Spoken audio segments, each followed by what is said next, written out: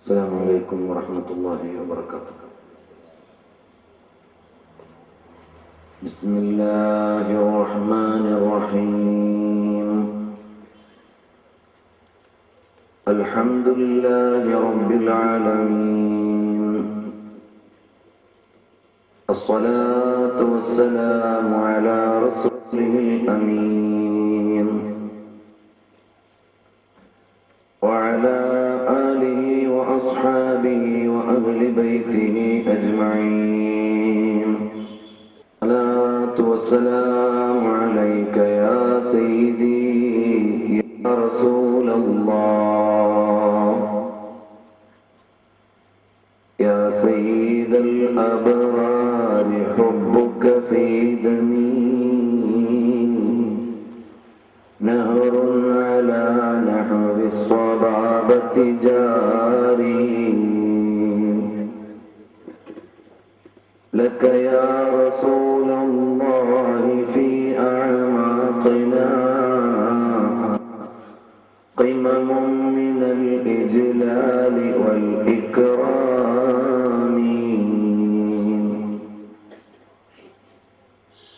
محمد کی محبت روح ملت جان ملت ہے، محمد کی محبت شان ملت آن ملت ہے، محمد کی محبت آن ملت شان ملت روح ملت ہے. زمین مائلی نہیں زمان مائلہ نہیں، زمین مائلی نہیں زمان مائلہ نہیں، محمد کی غلاموں کا کفن مائلہ نہیں ہوتا. ആദരണീയരായ പണ്ഡിതന്മാരെ, മഹല്ല് കാരണവന്മാരെ, സഹോദരി സഹോദരന്മാരെ, അല്ലാഹുവിന്റെ അതിമഹത്തായ അനുഗ്രഹത്താൽ ഇവിടെ വിശ്രമിക്കുന്ന മഹാനായ സയ്യിദ് അവറുകളുടെയും ശുഹദാക്കളുടെയും സജ്ജനങ്ങളുടെയും അനുസ്മരണത്തോട് അനുബന്ധിച്ച് ആത്മീയമായ ലക്ഷ്യങ്ങളോടെ സംഘടിപ്പിച്ചിട്ടുള്ള വേദിയിലാണ് നാം ഉള്ളത്. അല്ലാഹു തആല നമ്മെ ഏവരെയും സജ്ജനങ്ങളിൽ ഉൾപ്പെടുത്തുകയും പരലോകത്ത് സ്വർഗപ്രാപ്തി സാധ്യമാകുന്നവരിൽ ഉൾപ്പെടുത്തുകയും ചെയ്യുമാറാകട്ടെ. ആമീൻ യാ റബ്ബൽ ആലമീൻ. ആനുകാലിക സമൂഹം ഒരുപാട് അരുതായ്മകളിലൂടെ നീങ്ങിക്കൊണ്ടിരിക്കുമ്പോൾ കൃത്യമായ ഒരു പരിഹാരം പറയാൻ വേണ്ടത്ര പദ്ധതികൾക്കോ സംവിധാനങ്ങൾക്കോ സാധ്യമാകാതെ വന്നിരിക്കുകയാണ്. ആനുകാലിക യുവത്വത്തിന്റെ സഞ്ചാരം കൃത്യമായി വിലയിരുത്തുകയും സമകാലിക വൃത്താന്തങ്ങൾ മനസ്സിരുത്തി വായിക്കുകയും ചെയ്താൽ ഭീഷണികൾ ഉയർന്നുകൊണ്ടിരിക്കുന്ന ഒരു സാഹചര്യത്തിലാണ് നാം ജീവിക്കുന്നത്. അടുത്ത കാലത്തായി പത്രവൃത്താന്തങ്ങളിലൂടെ നാം അറിഞ്ഞ വാർത്തകൾ മുഴുവനും മനുഷ്യത്വമുള്ളവരെ വേദനിപ്പിക്കുകയും കൂടുതൽ ആലോചിപ്പിക്കുകയും ചെയ്യുകയാണ്. ശാസ്ത്രീയമായും സാങ്കേതികമായുമെല്ലാം ഒരുപാട് മുന്നോട്ട് പോയെങ്കിലും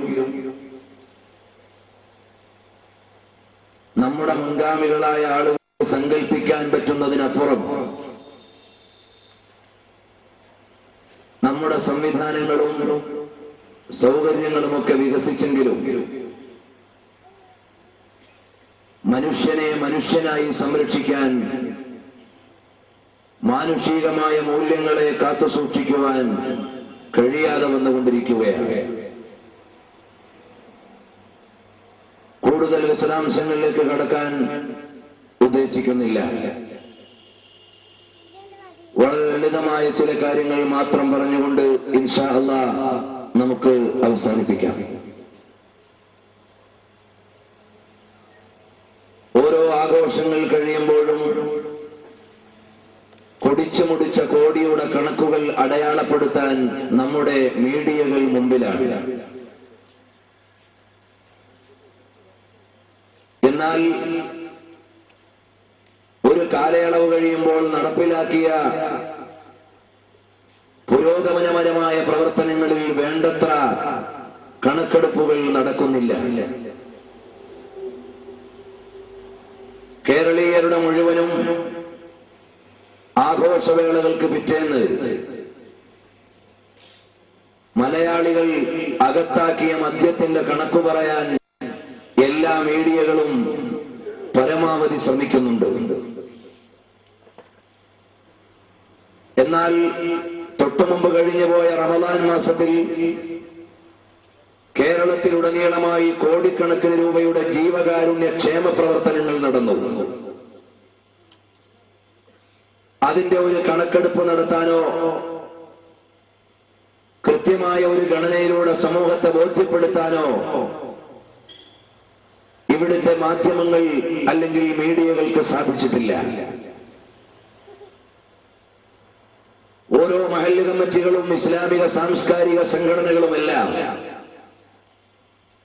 കേരളത്തിലെ പാവപ്പെട്ടവർക്ക് ജീവകാരുണ്യ സേവന പ്രവർത്തനങ്ങളുമായി മുന്നോട്ട് വന്നപ്പോൾ അവരെ പ്രൊമോട്ട് ചെയ്യാനോ അവരെ പ്രോത്സാഹിപ്പിക്കുവാനോ ആവശ്യമായ സംവിധാനങ്ങൾ കാണാൻ കഴിഞ്ഞില്ല. ഇതാണ് യഥാർത്ഥത്തിൽ ആനുകാലിക സമൂഹത്തിന്റെ മുമ്പിൽ കണ്ടുകൊണ്ടിരിക്കുന്ന ദൃശ്യമെങ്കിൽ, പ്രിയപ്പെട്ട സഹോദരങ്ങളെ, നമുക്ക് വായിക്കാനുള്ളത് 1400 സംവത്സരങ്ങൾക്ക് മുമ്പ് ലോക നേതാവായ മുഹമ്മദുർ റസൂലുള്ളാഹി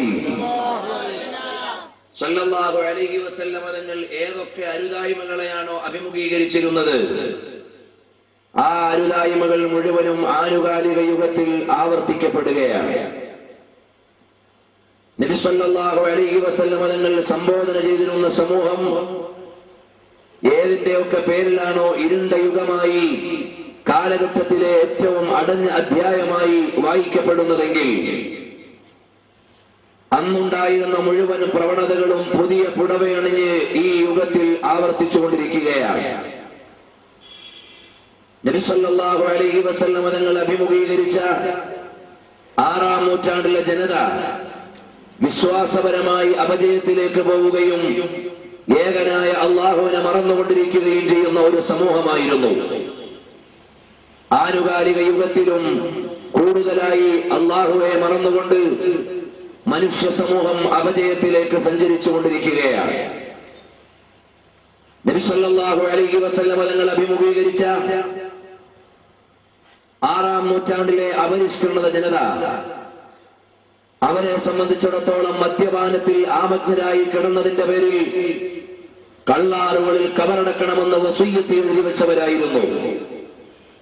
ഇന്ന് അതിനേക്കാൾ കൂടുതലായി സ്ത്രീകളും കുട്ടികളും പുതിയ തലമുറയുമെല്ലാം ഓരോ പ്രാവശ്യവും ദശക്കണക്കിന് കോടികളുടെ കണക്കുകളാണ് അധികരിച്ചുകൊണ്ടിരിക്കുന്നത്.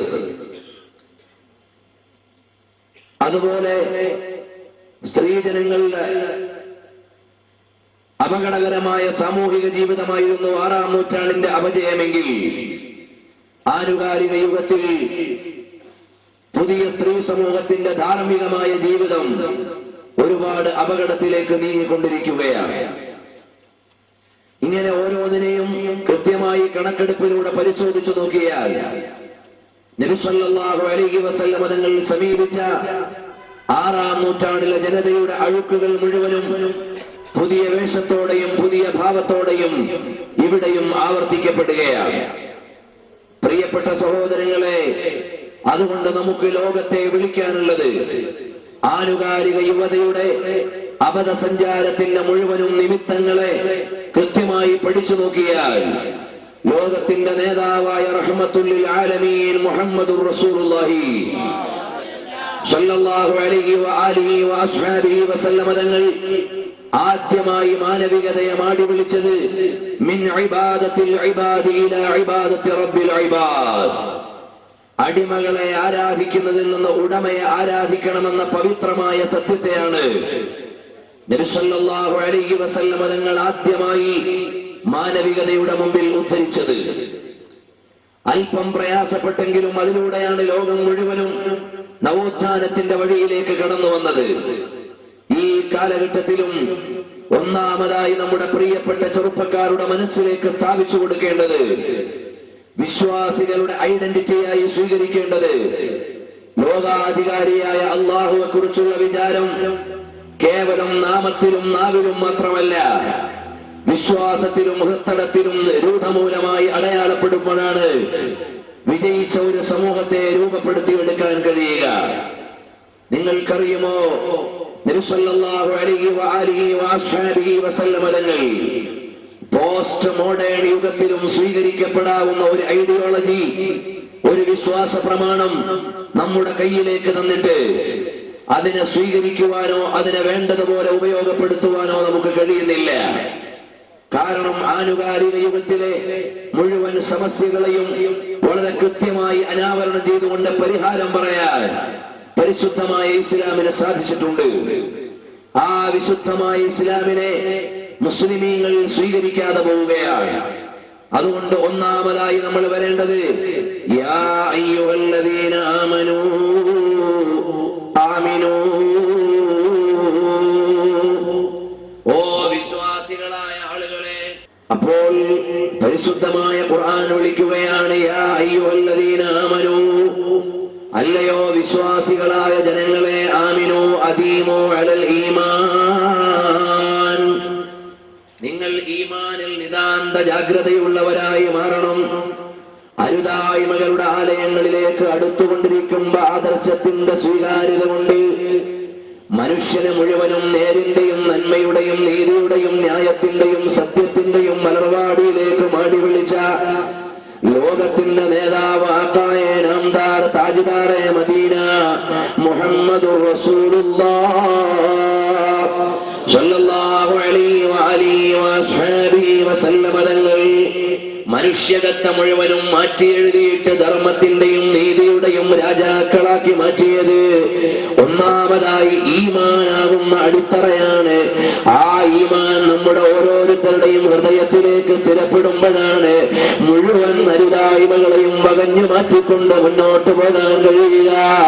അറിയുമോ, ലോകത്തിന്റെ നേതാവ് റഹ്മത്തുൽ ആലമീൻ മുഹമ്മദുർ റസൂലുള്ളാഹി സ്വല്ലല്ലാഹു അലൈഹി വസല്ലമ തങ്ങൾ മുഴുവൻ തമ്മാടിത്തരങ്ങളുടെയും ആലയത്തിലേക്കാണ് വെളിച്ചവുമായി കടന്നു വരുന്നത്. ആ വെളിച്ചവുമായി കടന്നു വന്നപ്പോൾ സ്വഹാബാ കിറാമിന്റെ മനതലത്തിലേക്ക് ഈമാനാകുന്ന ബേസ്മെന്റ് സ്ഥാപിച്ചു കൊടുത്തപ്പോൾ സ്ത്രീകൾക്ക് മൂല്യമില്ലാതിരുന്ന കാലം, ഒഴിമാടങ്ങളിൽ കുടിച്ചിടാനും ജനിച്ചിട്ട് അല്പസമയം കഴിയുമ്പോഴേക്ക് വലിച്ചിടുകയും ചെയ്തിരുന്ന ജനങ്ങളെ അമരത്തേക്ക് പൊടികെട്ടി ഉയർത്തി നിർത്തിയ സ്ത്രീയെ തൊടണമെങ്കിൽ മൂല്യം കൊടുക്കണമെന്ന് പഠിപ്പിച്ച നേതാവാണ് നമ്മുടെ നേതാവ് റഹ്മത്തുൽ ആലമീൻ മുഹമ്മദുർ റസൂലുള്ളാഹി സ്വല്ലല്ലാഹു അലൈഹി വസല്ലമ തങ്ങൾ. ആധുനിക യുഗത്തിലെ പുതിയ തലമുറ മോഡേൺ എഡ്യൂക്കേഷന്റെ പിന്നിൽ പായുകയാണ്. ആധുനിക വിദ്യാഭ്യാസത്തിന്റെ ആലയത്തിലേക്ക് നമ്മുടെ മക്കള് ഓരോ ദിവസവും അധികരിച്ചു വരുന്നുണ്ട്. ആധുനിക വിദ്യാഭ്യാസം വേണ്ടാന്ന് നമ്മൾ പറയുന്നില്ല. നമ്മുടെ മുസ്ലിം സമുദായം സെൽഫ് ഡിപ്പെൻഡായ സെൽഫ് സഫിഷ്യന്റായ സമുദായമായി മാറണം. മറ്റാരെയും ഡിപ്പെൻഡ് ചെയ്യാൻ പറ്റാത്ത വിധത്തിൽ പര്യാപ്തമായ സമൂഹമാകണം. നമ്മുടെ സമൂഹത്തിൽ ഡോക്ടർമാര് വേണം, എഞ്ചിനീയർമാര് വേണം, നല്ല വിദ്യാഭ്യാസമുള്ളവർ വേണം. പക്ഷേ ആധുനിക വിദ്യാഭ്യാസത്തിന് വേണ്ടി ആത്മീയ വിദ്യാഭ്യാസം ബലികഴിച്ചാൽ നമ്മുടെ മക്കളും പുതിയ തലമുറയും ഈ ലോകത്തിന് മുഴുവനും ഭാരമാണ്. കാരണം എന്താ? ഇന്നിവിടെ ഓരോ തെറ്റുകളും ചെയ്തുകൊണ്ടിരിക്കുന്നത് പള്ളിക്കൂടത്തിൽ പോകാത്ത പിള്ളേരല്ല. ഇന്നിവിടെ ഓരോ അരുതായ്മകളുടെയും മുമ്പിൽ നോക്കിയാൽ ഡിഗ്രി ഹോൾഡേഴ്സ്, നല്ല വിദ്യാഭ്യാസമുള്ള ഉന്നത വിദ്യാഭ്യാസമുള്ള ആളുകളെയാണ് കാണാൻ കഴിയുക. കാരണം മോറലി ബാക്ക്ഗ്രൗണ്ട് ഇല്ലാത്തതിന്റെ പേരിൽ, ധാർമ്മികമായ പിന്നാമ്പുറമില്ലാത്തതിന്റെ പേരിൽ അരുതായ്മകളിലേക്ക് കൂടുതൽ പോയിക്കൊണ്ടിരിക്കുന്നത് വിദ്യാഭ്യാസം നേടിയ സമൂഹമാണ്. നിങ്ങൾ കേരളത്തിലെ മുഴുവനും കലാലയങ്ങളിലൊന്ന് നടന്നു നോക്ക്. ധാർമ്മികതയ്ക്ക് വല്ല മൂല്യവും കൽപ്പിക്കാൻ ഇവിടുത്തെ പബ്ലിക് ക്യാമ്പസുകൾക്ക് കഴിയുന്നുണ്ടോ? ഒരിക്കലും മാറി നിന്നുകൊണ്ട് വിമർശിക്കുന്ന ഒരാളല്ല. ക്യാമ്പസുകളിലേക്ക് കടന്നു ചെല്ലുമ്പോൾ നമ്മുടെ പുതിയ തലമുറയുടെ സംസ്കാരം എവിടെ എത്തി എന്ന് ചോദിച്ചാൽ, മലയാളത്തിലെ മുഖ്യധാരാ പത്രം ഒരാഴ്ചയിലേറെ പരമ്പര എഴുതിക്കൊണ്ടിരുന്നു പുതിയ തലമുറയുടെ ധാർമ്മികമായ പിന്നാമ്പുറത്തെക്കുറിച്ച്. തൊട്ടപ്പുറത്ത് കിടക്കുന്ന പെങ്ങളുടെ സ്വകാര്യതകളെ പകർത്തിയെടുത്തിട്ട് ഓൺലൈൻ സംവിധാനത്തിലൂടെ, വെബ്സൈറ്റുകളിലൂടെ കോടികൾ ഉണ്ടാക്കിക്കൊണ്ടിരിക്കുന്നവർ, സ്വന്തം പെങ്ങളുടെ സ്വകാര്യതകൾ വിറ്റുകൊണ്ട് സമ്പത്തുണ്ടാക്കിക്കൊണ്ടിരിക്കുന്ന സഹോദരന്മാരുള്ള ലോകം. പ്രിയപ്പെട്ട സഹോദരങ്ങൾ മനസ്സിലാക്കണം, മാതാക്കളുടെ സ്വകാര്യതകൾ വിറ്റുകൊണ്ട് പൈസ ഉണ്ടാക്കുന്ന മക്കളുള്ള കാലം. ഈ തോന്നിവാസങ്ങളുടെ മുഴുവനും കലവറയിലേക്ക് കടന്നു ചെല്ലുമ്പോ നമ്മുടെ മലയാളത്തിലെ മുഖ്യധാരാ മീഡിയ വലിയൊരു പരമ്പര എഴുതിയിട്ട് ഒരുപാട് പ്രോബ്ലംസുകൾ കോതമംഗലത്തെയും കോട്ടയത്തെയും തിരുവനന്തപുരത്തെയും മറ്റു പ്രദേശങ്ങളിലെയും അതുപോലെ തന്നെ ഇസ്ലാമിക സമൂഹങ്ങൾ ജീവിച്ചുകൊണ്ടിരിക്കുന്ന മലബാർ കേന്ദ്രങ്ങളിലെയൊക്കെ മയക്കുമരുന്നിന് അഡിക്റ്റായ, മദ്യത്തിന് അഡിക്റ്റായ, അരുതായ്മകൾക്ക് അഡിക്റ്റായ പുതിയ തലമുറയുടെ മുഴുവനും ജീവിതത്തെക്കുറിച്ച് പകർത്തി എഴുതിയപ്പോൾ നാം മനസ്സിലാക്കേണ്ടത്, കൃത്യമായ ഒരു സൊല്യൂഷൻ പറയാൻ ആ മീഡിയയിലൂടെ സാധിച്ചിട്ടില്ല എന്നാണ് വായിക്കുന്നവർക്ക് മനസ്സിലാവുക. കുറെ ഡോക്ടേഴ്സ്, വിദ്യാഭ്യാസപരമായി ഉന്നത തലങ്ങളിലേക്ക് എത്തിയ ആളുകളാണ് ലേഖനം എഴുതിയത്. എന്നാൽ കൃത്യമായ ഒരു പരിഹാരം പറയാൻ, എന്താണ് ഇന്ന് നമ്മുടെ പുതിയ തലമുറയെ നിയന്ത്രിക്കാനുള്ള ഒരു ഉപാധി എഴുതാൻ വളരെ കൃത്യമായി ചോദിച്ചാൽ കഴിഞ്ഞിട്ടില്ല. അവരെഴുതി, സ്വതന്ത്രമായി ഇന്റർനെറ്റ് ഉപയോഗിക്കാൻ അനുവദിക്കാൻ പാടില്ല, സ്വകാര്യമായി ടെലിവിഷൻ കാണാൻ അനുവദിക്കാൻ പാടില്ല എന്നുള്ള കുറെ പരിഹാരങ്ങൾ മാത്രമല്ലാതെ നമ്മുടെ കുട്ടികളെ ധാർമ്മികതയുടെ വഴിയിലേക്ക് കൊണ്ടുവരാനുള്ള കൃത്യമായ പരിഹാരം എഴുതി വെക്കാൻ അവർക്ക് സാധിച്ചിട്ടില്ല. എന്നാൽ നമ്മൾ മനസ്സിലാക്കേണ്ടത്, കൈവെള്ളയടിക്കുന്ന മൊബൈലിലൂടെ സ്വകാര്യമായി ചിത്രം കണ്ടുകൂടാതെ പറയാൻ പറ്റൂല. കൈവെള്ളയടിക്കുന്ന മൊബൈലിലൂടെ അല്ലെങ്കിൽ പാം ടോപ്പ് സംവിധാനത്തിലൂടെ നിങ്ങൾ ആരും സ്വകാര്യമായി ചിത്രങ്ങൾ കണ്ടുകൂടാന്ന് പറയാൻ പറ്റൂല. അത് ലോകത്തിന്റെ അഡ്വാൻസ്മെന്റ് അറിയാത്തവർക്ക് മാത്രമേ പറയാൻ പറ്റൂ. അതേ സമയത്ത് ലോകത്തിന് മുഴുവനും മാറ്റത്തിന്റെ മാറ്റൊലി ഉയർത്തിയിട്ട് മാനവികതയെ മുഴുവനും മാടി വിളിച്ച് മാനവികതയുടെ മലർവാടിയിലേക്ക് മനുഷ്യത്തിന്റെ മഹിതമൂല്യങ്ങളെ അടയാളപ്പെടുത്തിയ ലോകത്തിന്റെ നേതാവ് റഹ്മത്തുൽ ലിൽ ആലമീൻ മുഹമ്മദുർ റസൂലുള്ളാഹി സല്ലല്ലാഹു അലൈഹി വസല്ലം തങ്ങൾ വന്നതെന്തിനാണ്? ലോകത്തിന്റെ കുറെ കമാനങ്ങളെ മാറ്റിയെഴുതാനല്ല, ലോകത്ത് കുറെ പോസ്റ്ററുകൾ പതിക്കാനല്ല, പരിശുദ്ധമായ ഖുർആനിന്റെ പവിത്രമായ വചസ്സുകളിലൂടെ അടയാളപ്പെടുത്തുകയാണ്. യുസക്കീഹിം വയുഅല്ലിമുഹുൽ കിതാബ വൽ ഹിക്മ വഇൻ കാനൂ മിൻ ഖബ്ലു ലഫീ ളലാലിൻ മുബീൻ. അനാശാസ്യതകളുടെയും അരുതായ്മകളുടെയും ആലയത്തിൽ കിടന്ന് അപകടകരമായി തത്തിക്കളിച്ചിരിക്കുന്ന അപരിഷ്കൃതരായ അറബികളാണെങ്കിലും അവരെ നേരിന്റെയും നെറിയുടെയും നീതിയുടെയും ന്യായത്തിന്റെയും ധർമ്മത്തിന്റെയും സത്യത്തിന്റെയും മഹിതമൂല്യങ്ങളുടെയും ഉന്നത മലർവാടിയിലേക്ക്, പൂങ്കാവനത്തിലേക്ക് മാടി വിളിക്കാൻ വന്ന നേതാവാണ് ലോകത്തിന്റെ മുഴുവനും രാജാവ്, സർവ്വേ ആലം, സർക്കാരേ ദോആലം, നൂറേ മുജസ്സം, മുഹമ്മദുർ റസൂലുള്ളാഹ് സല്ലല്ലാഹു അലൈഹി വസല്ലം. ഞാൻ നീട്ടിക്കൊണ്ടുപോകുന്നില്ല. അപ്പോൾ നബി സല്ലല്ലാഹു അലൈഹി വസല്ലം തങ്ങൾ മനുഷ്യനെ വിളിച്ചത് അവന്റെ ആത്മാവിനെ സമുദ്ധരിക്കാൻ. പ്രിയപ്പെട്ട സഹോദര, ഇന്റർനെറ്റിലും അതുപോലെ തന്നെ ടെക്നോളജിയിലുമൊക്കെ നമ്മുടെ പുതിയ മക്കള് വലിയ സംവിധാനങ്ങൾ ഉപയോഗിക്കുന്നവരാണ്.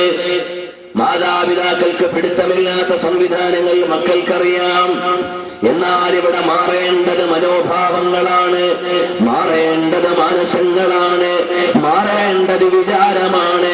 വിചാര വിപ്ലവത്തിന്റെ മഹനീയ വഴിയിലൂടെ ലോകജനതയുടെ മനതലങ്ങൾ മുഴുവനും മാറ്റിയെഴുതിയ മദീനയിലെ രാജാവ് നോക്കി സാഗർ നോക്കി ജൽവാനോക്കി ജൽക്കാച്ച മദീന തുജേ സലാം.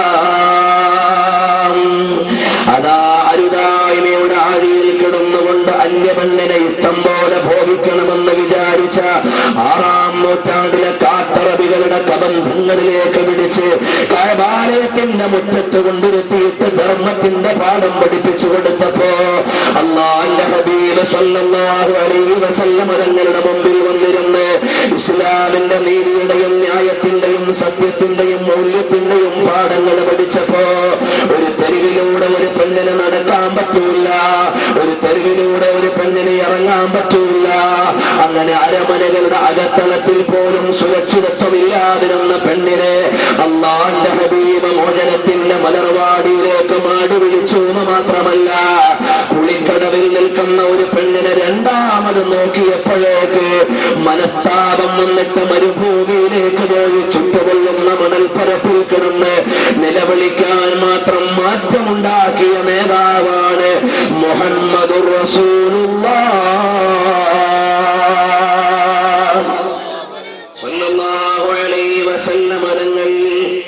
അല്ലാഹുവിന്റെ ഹബീബ് സ്വല്ലല്ലാഹു അലൈഹി വസല്ലം തങ്ങൾ ഡിവൈൻ ചേഞ്ച്, ആത്മീയമായ മാറ്റം, ആധ്യാത്മികമായ പരിവർത്തനം. ആ പരിവർത്തനത്തിലൂടെയാണ് മുസ്ലിം ലോകത്തെ മുഴുവനും മാതൃകായോഗ്യമായ സമുദായമാക്കി മാറ്റിക്കൊണ്ടുവന്നത്. പ്രിയപ്പെട്ട സഹോദരങ്ങൾ മനസ്സിലാക്കണം, അപ്പോൾ നമ്മുടെ തലമുറയും നന്നാകണമെങ്കിൽ ഈമാൻ ഉണ്ടാകണം. ഈമാൻ ഉണ്ടാകണമെങ്കിൽ 3-ാം വയസ്സിൽ LKG-യിലേക്ക് വിട്ടാ ഈമാൻ ഉണ്ടാവില്ല. അതിന്റെ അർത്ഥം LKG വിടണ്ടെന്നല്ല. നമ്മുടെ മക്കളുടെ മനസ്സിലേക്ക് ഈമാൻ പതിപ്പിക്കാൻ പറ്റുന്ന മോറൽ എഡ്യൂക്കേഷൻ നമ്മുടെ മക്കൾക്കുണ്ടാകണം. അല്ലാതെ E=MC² എന്ന് പഠിച്ചാൽ വാപ്പാന്റെ ആദരവ് പഠിക്കൂല, അലക്സാണ്ടർ ഫ്ലെമിങ്ങിന്റെ സിദ്ധാന്തം പഠിച്ചാൽ ഉമ്മാനെ ബഹുമാനിക്കണമെന്ന് പഠിക്കൂല, അല്ലെങ്കിൽ ഏതെങ്കിലും മാത്തമാറ്റിക്സ് പഠിച്ചാൽ പെങ്ങളുടെ മൂല്യം അറിയൂല. ആ ഭൗതികമായ വിദ്യാഭ്യാസങ്ങളെല്ലാം ആവശ്യമായ വിധത്തിൽ നേടേണ്ടതുണ്ട്. എന്നാൽ അതിനേക്കാളൊക്കെ ഇനവിറ്റബിൾ അനിവാര്യമായ ഭാഗമാണ് അല്ലാഹുവിനെ കുറിച്ചുള്ള വിജ്ഞാനം. അതാണ് മദ്രസാന്തരങ്ങളിൽ നിന്ന് നമ്മുടെ മക്കൾക്ക് പകർന്നു കൊടുക്കുന്ന ആത്മീയ വിദ്യാഭ്യാസം. ആ ആത്മീയ വിദ്യാഭ്യാസം ഇല്ലാത്തത് കൊണ്ടാണ് പുതിയ തലമുറകൾ മുഴുവനും അല്ലാഹുവിന്റെ മതത്തെ അറിയാതെ റസൂലുള്ളാഹിനെ അറിയാതെ ഓടുകയാണ്. ഫതഅല്ലുമുൽ ബാബി മിൻ ഇൽമിൻ ലഹു ഫളലുൻ അലാ മിഅതി റുകയതിനാ ഫിലാ لملائكم تضعوا الجناح له إذا يسعى رضا بمرامه متقبلا. എന്റെ മോൻ LKG പോയി പഠിച്ച്, പിന്നെ സ്കൂളിൽ പഠിച്ച്, പിന്നെ ഡിഗ്രി പഠിച്ച്, പിന്നെ പോസ്റ്റ് ഗ്രാജുവേഷനൊക്കെ നേടിയാൽ അവന് 5-ഓ 6-ഓ ഒക്കെ ഉള്ള ശമ്പളം കിട്ടും. അതുകൊണ്ട് ഓനൊരു ഡോക്ടർ ആകട്ടെ, ഓനൊരു എഞ്ചിനീയർ ആകട്ടെ, ഓനൊരു നല്ല വിദ്യാഭ്യാസമുള്ള മോനാകട്ടെ, നമുക്കൊക്കെ വിചാരമുണ്ട്. ആ വിചാരത്തെ മാറ്റിവെക്കണമെന്ന് നമ്മൾ പറയുന്നില്ല. അതേ സമയത്ത് എന്റെ മകൻ നാളെ മരിച്ചുപോയാൽ അവന് സ്വർഗം കിട്ടണം. ആ സ്വർഗം കിട്ടാനുള്ള വിദ്യാഭ്യാസം എവിടെ? എന്റെ മകന് നാളെ മരിച്ചുപോയാൽ അള്ളാന്റെ കോടതിയിൽ കണക്ക് പറയണം. ആ ബോധമുള്ള വിദ്യാഭ്യാസം എവിടെ? ഏത് കരിക്കുലത്തിൽ നിന്ന് നമ്മുടെ മകൻ പഠിക്കും? ഇന്നത്തെ മുസ്ലിം സമുദായം അള്ളാഹുവിന്റെ പരിശുദ്ധമായ ആത്മീയ വിദ്യാഭ്യാസത്തെ അവഗണിച്ച് അറബിക്കടലിന്റെ ആഴിയിലേക്ക് വലിച്ചെറിഞ്ഞു കളഞ്ഞു. നമ്മുടെ മക്കൾക്ക് മദ്രസ വിദ്യാഭ്യാസത്തിന് പ്രാധാന്യമില്ല. ഇവിടത്തെ കുറിച്ച് വളരെ വിശാലമായ പിക്ചറൊന്നും എന്റെ അടുക്കലില്ല. പൊതുവായി മുസ്ലിം തലമുറ പല രാജ്യങ്ങളിലും മതബോധമില്ലാതെ മുന്നോട്ട് പോവുകയാണ്. മതബോധമില്ലാത്ത, മതപരമായി കൃത്യമായ ആലോചനയില്ലാത്ത മുസ്ലിം മക്കളുടെ വേദന കൊണ്ടാണ് ഈജിപ്തിലേക്ക് പോയാൽ രാഷ്ട്രീയപരമായ പ്രശ്നം അനുഭവിച്ചുകൊണ്ടിരിക്കുന്നത്. അപ്പൊ നിങ്ങൾ പറയും, പതിറ്റാണ്ടുകൾ അടക്കി മുടിച്ച് വാണിരുന്ന ഹുസ്നി മുബാറക്കിനെ വലിച്ചെറിയാൻ മുസ്ലിം ബ്രദർഹുഡിന്റെ സമരം അവിടെ പോസിറ്റീവായി വായിക്കുന്നവരുണ്ടാകും. പക്ഷേ ഞാൻ വായിക്കുന്നത് അങ്ങനെയല്ല. നിങ്ങൾക്ക് യോജിക്കാം, വിയോജിക്കാം. ഇസ്ലാമികമായോ ധാർമ്മികമായോ കൃത്യമായ പിന്നാമ്പുറമില്ലാത്തൊരു തലമുറ. അതുപോലെ തന്നെ നിങ്ങൾ നോക്കൂ, സാക്ഷാൽ ഈജിപ്തിന്റെ സമരം വായിക്കുമ്പോ സ്വാതന്ത്ര്യ സമരമെന്ന് നമ്മൾ വായിച്ചുപോയി. ഈജിപ്തിൽ ഹുസ്നി മുബാറക്കിനെതിരെ മുസ്ലിം ബ്രദർഹുഡ് സമരമുയർത്തിയപ്പോൾ അതിന്റെ അനുരണനം അവിടുന്ന് ഈജിപ്തിൽ മാത്രം പരിമിതപ്പെട്ടില്ല. ബഹ്റൈൻ എന്ന് പറയുന്ന രാജ്യത്തെ ഷിയ വിഭാഗം രാജ്യത്തിനെതിരെ സമരം തുടങ്ങി.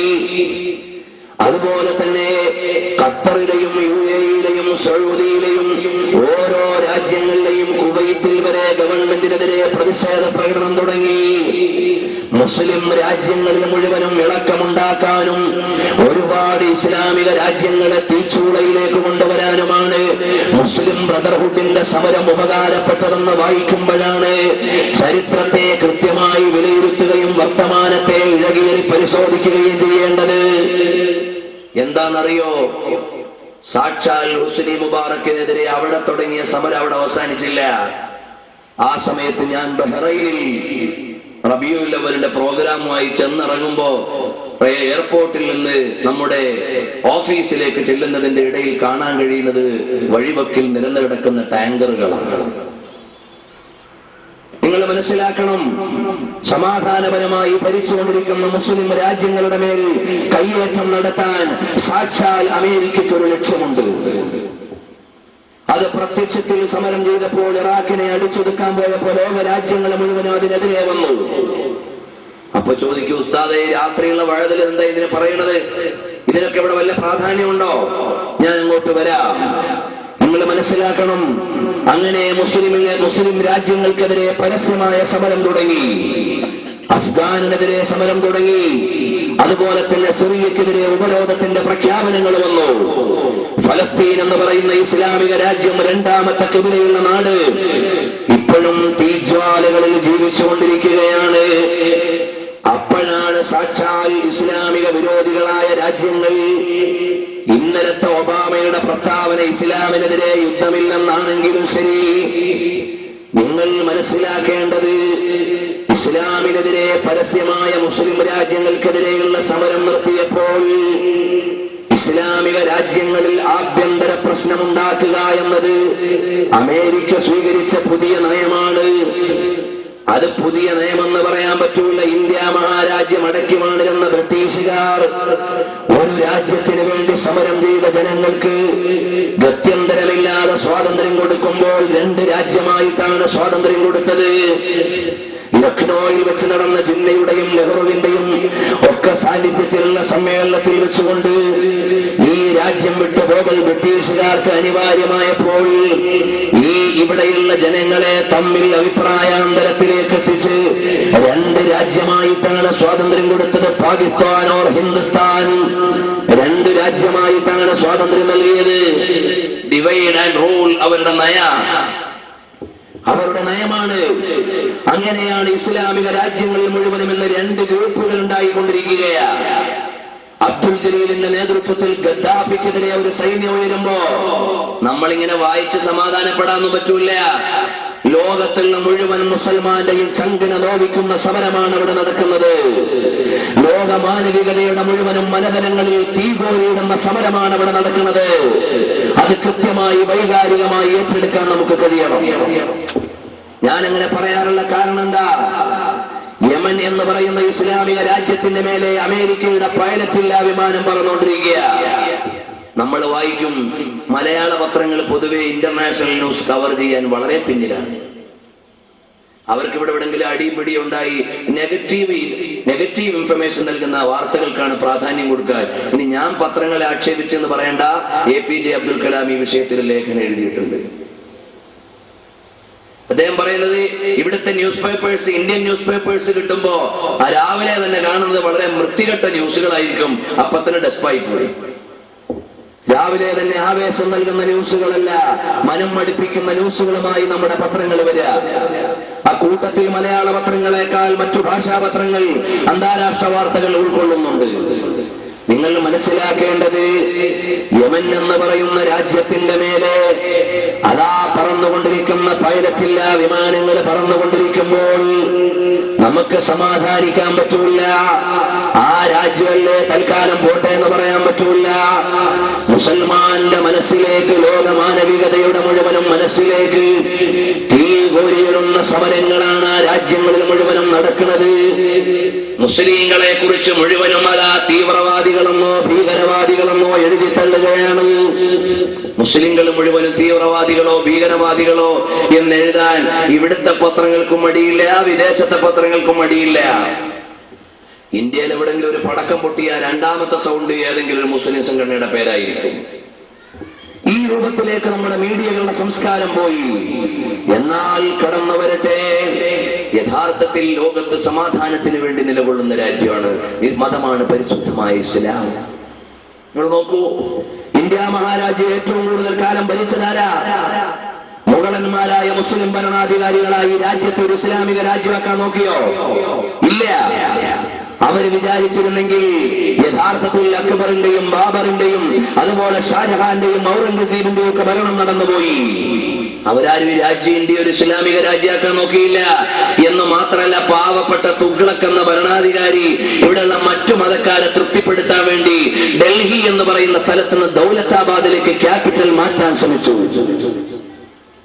തലസ്ഥാനം, ഭരണത്തിന്റെ തലസ്ഥാനം എന്തിനാ അദ്ദേഹം ചെയ്തതെന്നറിയോ? ഇവിടുത്തെ അമുസ്ലിം സഹോദരന്മാരുടെ സംപ്രീതിക്ക് വേണ്ടി. കാരണം ഇസ്ലാം ആ സൗഹാർദ്ദം പഠിപ്പിക്കുന്ന മത. ഇസ്ലാം ഇവിടെ ഈ രാജ്യത്തുള്ള മുഴുവൻ മതവിശ്വാസികളുടെയും വിശ്വാസത്തിന് സ്വാതന്ത്ര്യമുള്ള രാജ്യമെന്ന നിലയ്ക്ക് അവരുടെ അവകാശങ്ങളുടെ മുമ്പിൽ നീതിയോടുകൂടി പെരുമാറുന്നവരാണ്. അല്ലാതെ വേറെ എല്ലാവരുടെയും മേലെ ചാടിക്കണമെന്ന നയം ഇസ്ലാമിലില്ല. നിങ്ങൾ മനസ്സിലാക്കേണ്ടത്, അങ്ങനെ തുഗ്ലക് എന്ന് പറയുന്ന ഭരണാധികാരി അദ്ദേഹം ദൗലത്താബാദിലേക്ക് ക്യാപിറ്റൽ മാറ്റിയതിന്റെ പേരിൽ അദ്ദേഹത്തിന്റെ ഭരണവും പോയി നൊട്ടോറിയസ് എംപയർ ഓർ നെഗറ്റീവ് ഭരണാധികാരിയായി മാറി. അദ്ദേഹത്തെ കളിയാക്കിക്കൊണ്ട് എത്ര നാടകം ഉള്ളതെന്നറിയോ? ഇംഗ്ലീഷിൽ തുഗ്ലക് എന്ന് പറഞ്ഞൊരു നാടകം തന്നെ നമുക്ക് പഠിക്കാനുണ്ട് യൂണിവേഴ്സിറ്റിയിൽ. അദ്ദേഹത്തിന്റെ ഭരണപരിഷ്കാരം ഈ രാജ്യത്തിന്റെ സൗഹൃദത്തിന് വേണ്ടി അദ്ദേഹത്തിന്റെ ക്യാപിറ്റൽ മാറ്റിയ വേണ്ടത്ര ആലോചനയില്ലാത്ത ഒരു തീരുമാനമാണ്. ഞാൻ അതിലേക്കൊന്നും പോവല്ല. അപ്പോൾ മുസ്ലിം ഇന്ത്യ മഹാരാജ്യം ഏറ്റവും കൂടുതൽ കാലം ഭരിച്ച മുസ്ലിമീങ്ങൾ, ഇവിടെ മുസ്ലിങ്ങളെ ഉണ്ടാകാൻ പാടുള്ളൂ, മറ്റു മതക്കാരും ഉണ്ടാകാൻ പാടില്ല എന്ന് തീരുമാനിച്ചില്ല. ഇവിടെ സൗഹാർദ്ദത്തോടെ ജീവിച്ചു. അതുകൊണ്ട് ലോകത്തെവിടെ തീവ്രവാദം പറഞ്ഞാലും ഇന്ത്യൻ മുസ്ലിമീങ്ങൾ തീവ്രവാദികളാണെന്ന് പറയാൻ ഇവിടുത്തെ ചരിത്രം അറിയുന്ന ഒരാൾക്ക് പറ്റൂല. എന്നാൽ നിങ്ങൾ മനസ്സിലാക്കേണ്ടത്, ചിലപ്പോഴൊക്കെ നമ്മൾ വിചാരിക്കും വേൾഡ് ട്രേഡ് സെന്റർ മുസ്ലിങ്ങളങ്ങ് തകർത്തു കളഞ്ഞു എന്ന് മാത്രം ചില പത്രങ്ങൾ പറയും. എന്നാൽ ഇന്നത്തെ ഹിന്ദു വായിക്കുമ്പോഴോ ചില ഒറ്റപ്പെട്ട വാർത്തകളും അറിയാതെയോ അറിഞ്ഞോ പത്രങ്ങളിൽ വരുന്നുണ്ട്.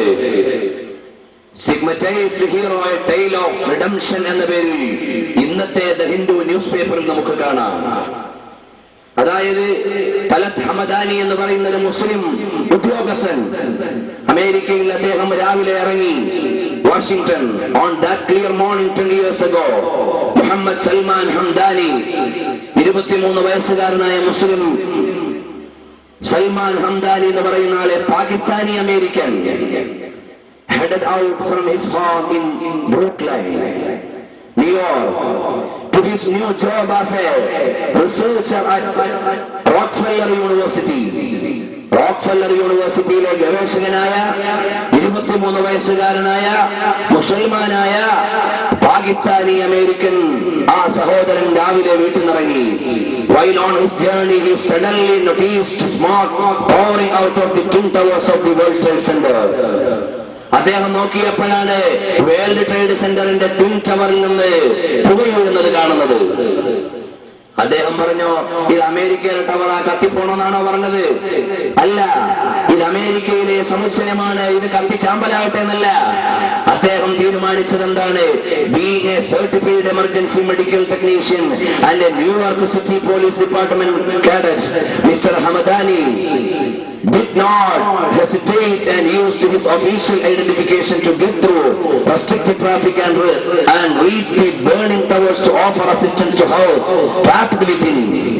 അദ്ദേഹത്തിന്റെ ഐഡന്റിറ്റി കാർഡ് ഉപയോഗിച്ചുകൊണ്ട് തിരക്കേറിയ ട്രാഫിക്കിലൂടെ അതിവേഗം കടന്നുപോയി അദ്ദേഹത്തിന്റെ ഔദ്യോഗികമായ ചാൻസുകൾ ഉപയോഗപ്പെടുത്തി അവിടെ അകപ്പെട്ടിരിക്കുന്ന ആളുകളെ രക്ഷപ്പെടുത്താനുള്ള ശ്രമമാണ് നടത്തിയത് എന്ന് ഇന്നത്തെ ഹിന്ദു ന്യൂസ് പേപ്പർ നമ്മോട് സംസാരിക്കുകയാണ്. അപ്പൊ ഇതുപോലെ മുസ്ലിം സമുദായത്തെ മുഴുവനും ചാപ്പ കുത്തിയിട്ട് മുദ്ര കുത്തിയിട്ട് മാറ്റിവെക്കാൻ പറ്റൂല. ഇസ്ലാം പഠിപ്പിക്കുന്നത് ലോകത്തിന് മുഴുവനും സമാധാനമാണ്. പക്ഷേ മുസ്ലിം യുവത ഇസ്ലാമിനെ അറിയാതെ വരികയും ആനുകാലിക മുസ്ലിം സമുദായത്തിന് അടിസ്ഥാനപരമായി മതവിദ്യാഭ്യാസം നഷ്ടപ്പെടുകയും ചെയ്യുമ്പോൾ എന്റെ പ്രിയപ്പെട്ട സഹോദരാ, ഇന്ന് ആഗോള മുസ്ലിം രാജ്യങ്ങളിൽ മുഴുവനും നടക്കുന്ന വേദനകൾ അടിസ്ഥാനപരമായ മതവിദ്യാഭ്യാസമില്ലാത്തവരുടെ സമരമാണ്. നമ്മൾ വിചാരിക്കും ഗദ്ദാഫി എന്ന സ്വേച്ഛാധിപതി അബ്ദുൽ ജലീൽ അടിച്ചങ്ങ് ഒതുക്കട്ടെ, ലോകത്തൊരു സ്വാതന്ത്ര്യ സമരം ആഘോഷിക്കാം, ഹുസ്നി മുബാറക്കിനെതിരെയുള്ള മുസ്ലിം ബ്രദർഹുഡ് വിജയിക്കട്ടെ, അവിടെ സ്വാതന്ത്ര്യ സമരം ആഘോഷിക്കാം. ഇതുപോലെ നിങ്ങൾ സമാധാനിച്ചിരിക്കുന്നുണ്ടെങ്കിൽ സാക്ഷാൽ അമേരിക്കയുടെ അജണ്ടയാണ് നടന്നുകൊണ്ടിരിക്കുന്നത്. കാരണം മുസ്ലിം രാഷ്ട്രങ്ങൾക്കെതിരെ പരസ്യമായി മിലിറ്ററി വാർ പ്രഖ്യാപിച്ചാൽ ലോക രാജ്യങ്ങൾ പലതും അമേരിക്കയ്ക്ക് എതിരായി മാറും. എന്നാൽ അത് പറ്റൂല എന്ന് മനസ്സിലാക്കി മുസ്ലിം രാജ്യത്തിന്റെ ഉള്ളിൽ തന്നെ എതിരാളികൾ ഉണ്ടാക്കിയിട്ട് അവസാനം മധ്യസ്ഥം പറയാൻ പടിഞ്ഞാറ് മുന്നോട്ട് വരികയാണ്. ഇപ്പൊ തന്നെ നിങ്ങൾ നോക്കൂ, ഗദ്ദാഫിയുടെ ലിബിയയിലേക്ക് സമാധാനം അവസാനം തീരുമാനമെടുക്കേണ്ടത് ആരാ? അവസാനം തീരുമാനം എടുക്കേണ്ടത് ഒന്ന് ഹിലാരി ക്ലിന്റൺ അങ്ങോട്ട് പോയേക്കുക, തീരുമാനം എടുക്കാൻ. ഈ രാജ്യത്തിന്റെ ഖജനാവ് മുഴുവൻ ഫണ്ട് മുഴുവൻ ലോക്ക് ചെയ്ത് വെച്ചിട്ട് ഔദാര്യമായിട്ട് കുറച്ച് പൈസ തൽക്കാലം ലിബിയ കൊണ്ടുപോയിക്കോട്ടെ, റീകൺസ്ട്രക്ഷൻ. തൊട്ടടുത്തുള്ള രാജ്യങ്ങൾ പറയുകയാണ്. ഒരു രാജ്യത്തെ ജനങ്ങൾ മുഴുവനും തീച്ചുളയിൽ നിൽക്കുമ്പോഴും യഥാർത്ഥത്തിൽ ഇവിടെ തീരുമാനമെടുക്കേണ്ടത് വീറ്റോ അധികാരമുള്ളത് അമേരിക്കയും ബ്രിട്ടനും ഫ്രാൻസും ജർമ്മനിയുമാണ്. ലിബിയയുടെ കാര്യത്തിൽ വന്ന യുകെയും കൂടി കൂട്ടിയിട്ടുണ്ടെന്ന് മാത്രം. ഇതുപോലെ ലോകരാജ്യങ്ങൾ മുഴുവനും വരുമ്പോൾ നിങ്ങൾ വിചാരിക്കും ഈ പാതിരാത്രി വേളയിൽ ഈ രാഷ്ട്രീയത്തിന് എന്താണ് പ്രസക്തി? എന്റെ മുസ്ലിം ചെറുപ്പക്കാരാ, അല്ലാഹുവിന്റെ റസൂൽ സ്വല്ലല്ലാഹു അലൈഹി വസല്ലം തങ്ങളുടെയും ഇസ്ലാമിന്റെ അടയാളങ്ങളും ഒരുപാട് ഉറങ്ങുന്ന ഇസ്ലാമിക രാജ്യങ്ങളാണ് ഇപ്പോൾ യുദ്ധത്തിന്റെ വക്കിൽ നിൽക്കുന്നത്. ഈജിപ്ത് എന്ന് പറയുന്ന രാജ്യത്ത് അമേരിക്കയുടെയും ബ്രിട്ടന്റെയും ഒക്കെ ടാങ്കർ ഉരുണ്ടുപോയാൽ അവിടെ വിശ്രമിക്കുന്നതാരാണ്? ഇമാമുന ശാഫിഈ റളിയല്ലാഹു അൻഹു വിശ്രമിക്കുന്ന നാടാണ്. നഫീസത്തുൽ മിസ്രിയ റളിയല്ലാഹു അൻഹ വിശ്രമിക്കുന്ന നാടാണ്. 1000ഓളം ഗ്രന്ഥങ്ങൾ എഴുതിയ ഖുർആൻ വ്യാഖ്യാതാവായ ഹദീസ് വ്യാഖ്യാതാവായ ലഭ്യമായ ഹദീസുകൾ മുഴുവനും സമാഹരിച്ചിട്ട് മുഅ്ജമുൽ കബീർ എന്ന മഹത്തായ ഹദീസ് സമാഹാരം എഴുതിയ, മാത്രമല്ല ലോക വൈജ്ഞാനിക സനരിയിലെ വലിയ സംഭാവനകൾ ചെയ്ത ഇമാം ഹാഫിദ് സുയൂത്തി റളിയല്ലാഹു അൻഹു കിടക്കുന്ന നാടാണ്. സാരിയ റളിയല്ലാഹു അൻഹുവിന്റെ തേരോട്ടത്തിലൂടെ ഉമർ ഇബ്നുൽ ഖത്താബ് റളിയല്ലാഹു അൻഹുവിന്റെ ഭരണകാലത്ത് ഇസ്ലാമിന്റെ മഹനീയ സാന്നിധ്യമറിഞ്ഞ രാജ്യമാണ് ഈജിപ്ത്. ആ ഈജിപ്ത് എന്ന് പറയുന്ന രാജ്യത്ത് അരക്ഷിതാവസ്ഥ വന്നുപോയാൽ ഇബ്നു തഖീഖ് ഇതവിടെയുണ്ട്. അതുപോലെ തന്നെ അൽ അസ്ഹർ ഇസ്ലാമിക് യൂണിവേഴ്സിറ്റി എവിടെയുണ്ട്. ഇസ്ലാമിക ചൈതന്യങ്ങൾ ഒരുപാടുള്ള രാജ്യമാണ്. ആ രാജ്യം അപകടത്തിലായാൽ മുസ്ലിം ലോകത്തിന്റെ ചരിത്രത്തിനെതിരെയുള്ള സമരമാണ്. അപ്പൊ നിങ്ങളോട് ആര് പറഞ്ഞൊരു വിദേശ രാജ്യം വന്നിട്ട് അവിടെ യുദ്ധം ചെയ്ത ഇങ്ങനെയൊക്കെ കുഴപ്പമുണ്ടാകും, അവിടെ ആഭ്യന്തര സംഘടന ഉണ്ടായാൽ പ്രശ്നം ഉണ്ടാവും ആര് പറഞ്ഞു? നോക്കൂ സൗദി അറേബ്യയുടെ ചരിത്രത്തിലേക്ക്. നോക്കൂ സൗദി അറേബ്യയുടെ ചരിത്രത്തിലേക്ക്. സൗദി അറേബ്യ എന്ന് പറയുന്ന മക്കയും മദീനയും ഉൾക്കൊള്ളുന്ന രാജ്യം, അവിടെ ബഹുമാനപ്പെട്ട മഹാന്മാരായ സ്വഹാബ കിറാമിന്റെ ഒക്കെ ഖബറിന്റെ മേലെ മക്ബറുണ്ട്. ഖദീജ റളിയല്ലാഹു അൻഹയുടെ ഖബറിന്റെ മേലെ കെട്ടി ഉയർത്തിയ ഖുബ്ബയുണ്ടായിരുന്നു. തൊട്ടു ചാരത്ത് തന്നെ നബി സല്ലല്ലാഹു അലൈഹി വസല്ലം തങ്ങളുടെ പൊന്നുമോന്റെ ഖബറിന്റെ മേലെ ജാറമുണ്ടായിരുന്നു. മദീനയിൽ ചെന്നാൽ ജന്നത്തുൽ ബഖീഅയിൽ മുഴുവനും ജാറങ്ങളായിരുന്നു. ബ്രിട്ടീഷുകാരൻ അറബ് രാജ്യത്തേക്ക് കടന്നു വന്നു. തുർക്കി ഖിലാഫത്തിന്റെ കീഴിൽ നല്ല നിലയിൽ മുന്നോട്ട് പോകുന്ന സൗദി അറേബ്യ, എന്ന സൗദി അറേബ്യ നല്ല പേര്. ആര് സൗദിന്റെ ഭരണകൂടമാണ് പിന്നീട് അവിടെ വന്നത്. എന്നാൽ ബ്രിട്ടീഷുകാരന്റെ സമരം അവിടെ കടന്നു വരികയും ആഭ്യന്തര അഭിപ്രായ വ്യത്യാസങ്ങൾ മുസ്ലിമീങ്ങൾക്കെതിരെ ഉണ്ടാവുകയും ചെയ്തപ്പോൾ ഖദീജ ബീവിയുടെ ഖബറിന്റെ മേലെയുള്ള ഖുബ്ബ അവർ തകർത്തു കളഞ്ഞു. സെയ്ദ് ബിൻ സാബിത്ത് റളിയല്ലാഹു അൻഹുവിന്റെ ഖബറിന്റെ മേലെയുള്ള ഖുബ്ബ അവർ തകർത്തു കളഞ്ഞു. ത്വായിഫിൽ ഉണ്ടായിരുന്ന നിരവധി ഖബർസ്ഥാനുകൾ അവർ ഇല്ലായ്മ ചെയ്തു. ഇതെല്ലാം എന്റെ മകൻ ഞാൻ പറയുന്നതല്ല, നിങ്ങൾ വായിച്ചു നോക്കിയാൽ അറിയാം. താരീഖ് നജ്ദ് ഹിജാസ് എന്ന് പറയുന്ന ഗ്രന്ഥത്തിൽ കാണാം, താരീഖ് നജ്ദ് എന്ന് പറയുന്ന ഗ്രന്ഥത്തിൽ കാണാം. അതുപോലെ തന്നെ confessions of A British spy എന്ന പുസ്തകം വിശദീകരിക്കുന്നുണ്ട്. ഇതുപോലെ അറബ് രാജ്യത്തിന്റെ ചരിത്രം പരിശോധിച്ചു നോക്കിയാൽ മാത്രമല്ല, ബഖീഉൽ ഗർഖദ് എന്ന് പറയുന്ന ഫോട്ടോ ആൽബം അടക്കമുള്ള മഹത്തായ ഒരു ഗ്രന്ഥം ഇപ്പോഴും സൗദി അറേബ്യയിൽ ലഭ്യമാണ്. അതിലെല്ലാം വിശദമായി പറയുന്നുണ്ട് ഖിലാഫത്തിന്റെ കാലത്തുണ്ടായിരുന്ന ഖുബ്ബകൾ മുഴുവനും ബ്രിട്ടീഷുകാരുടെ ബ്രിട്ടീഷുകാരുടെ സഹായത്തോടെയുള്ള സൗദി അറേബ്യയിലെ ആരുസൂദിന്റെ സമരം വന്നപ്പോൾ അവിടെ തകർത്തുപോയി. അതുകൊണ്ടാണ് തുർക്കി ഖിലാഫത്ത് തകരാൻ നോക്കിയപ്പോൾ ആലി മുസ്ലിയാർ ഖിലാഫത്ത് പ്രസ്ഥാനം ഉണ്ടാക്കിയത്. ആലി മുസ്ലിയാർ വന്നത് ഇസ്ലാമിക ഖിലാഫത്തിനെ മുഴുവനും ഇല്ലായ്മ ചെയ്ത് അവരുടെ മെറിറ്റ്സും ഡീമെറിറ്റ്സും എല്ലാം ചരിത്രപരമായി ഇപ്പോൾ വിലയിരുത്തുന്നില്ല.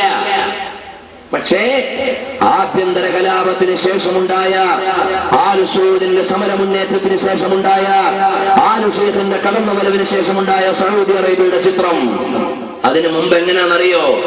പരിശുദ്ധമായ മക്കയിൽ ചെന്നാൽ നബി സല്ലല്ലാഹു അലൈഹി വസല്ലം തങ്ങളുടെ മൗലിദ് പരസ്യമായി അവിടെ നടന്നിരുന്നു. ഇപ്പോഴും സ്വകാര്യമായി അവിടെ വീടുകളിൽ നടക്കുന്നുണ്ട്. പരസ്യമായി അവിടെ നടന്നിരുന്നു. അതാ ബഹുമാനപ്പെട്ട ഇബ്നു ജുബൈർ തങ്ങൾ 5-ാം നൂറ്റാണ്ടിലെ സഞ്ചാരിയാണ്. അദ്ദേഹത്തിന്റെ ലിഖലയിൽ എഴുതി വെക്കുന്നത് കാണാം, നബി സല്ലല്ലാഹു അലൈഹി വസല്ലം തങ്ങളുടെ ജന്മദിനമായാൽ മക്കത്തെ പള്ളിയിൽ നിന്ന് ആഘോഷപൂർവ്വം വിശ്വാസികൾ ഇറങ്ങി നബി സല്ലല്ലാഹു അലൈഹി വസല്ലം തങ്ങൾ ജനിച്ച സ്ഥലത്തുള്ള വീട്ടിലേക്ക് വന്ന് അവിടെ നിന്ന് നല്ലതുപോലെ ദിക്റുകളും ഔറാദുകളും അതുപോലെ തന്നെ ആരാധനാ പുണ്യകർമ്മങ്ങളും ചെയ്ത് നബി സല്ലല്ലാഹു അലൈഹി വസല്ലം തങ്ങളുടെ ജന്മസമയത്ത് വരവേൽക്കുമായിരുന്നു. ഇബ്നു ജുബൈർ തങ്ങൾ 5-ാം നൂറ്റാണ്ടിലെ ലോകസഞ്ചാരി എഴുതി വെക്കുകയാണ്, തൻഈം എന്ന് പറയുന്ന മക്കയിലുള്ള ആയിഷ പള്ളി, ആ ആയിഷ പള്ളിയുടെ ചാരത്ത് നബി സല്ലല്ലാഹു അലൈഹി വസല്ലം തങ്ങൾ ഇരുന്ന കല്ലുണ്ടായിരുന്നു. ആ കല്ലിൽ വന്നിട്ട് മുസ്ലിമീങ്ങൾ അവിടുന്ന് പ്രസവമെടുത്ത സ്ത്രീകൾ സുഖപ്രസവത്തിന് വേണ്ടി അതിന്റെ അടുക്കൽ വന്ന് ബറക്കത്തെടുക്കാറുണ്ടായിരുന്നു. ഇതെല്ലാം ഇബ്നു ജുബൈർ തങ്ങൾ ലിഖലയിൽ എഴുതി വെക്കുമ്പോൾ പ്രിയപ്പെട്ട സഹോദരാ, ഇങ്ങനെയുള്ള ഇസ്ലാമിക ചൈതന്യങ്ങളെ മുഴുവനും എടുത്തുപോയത് ഈ പുതിയ ഭരണവ്യവസ്ഥിതിയിലേക്ക് ബ്രിട്ടീഷുകാരുടെ പിന്തുണയോടെയുള്ള സമരത്തിന് ശേഷമാണ്.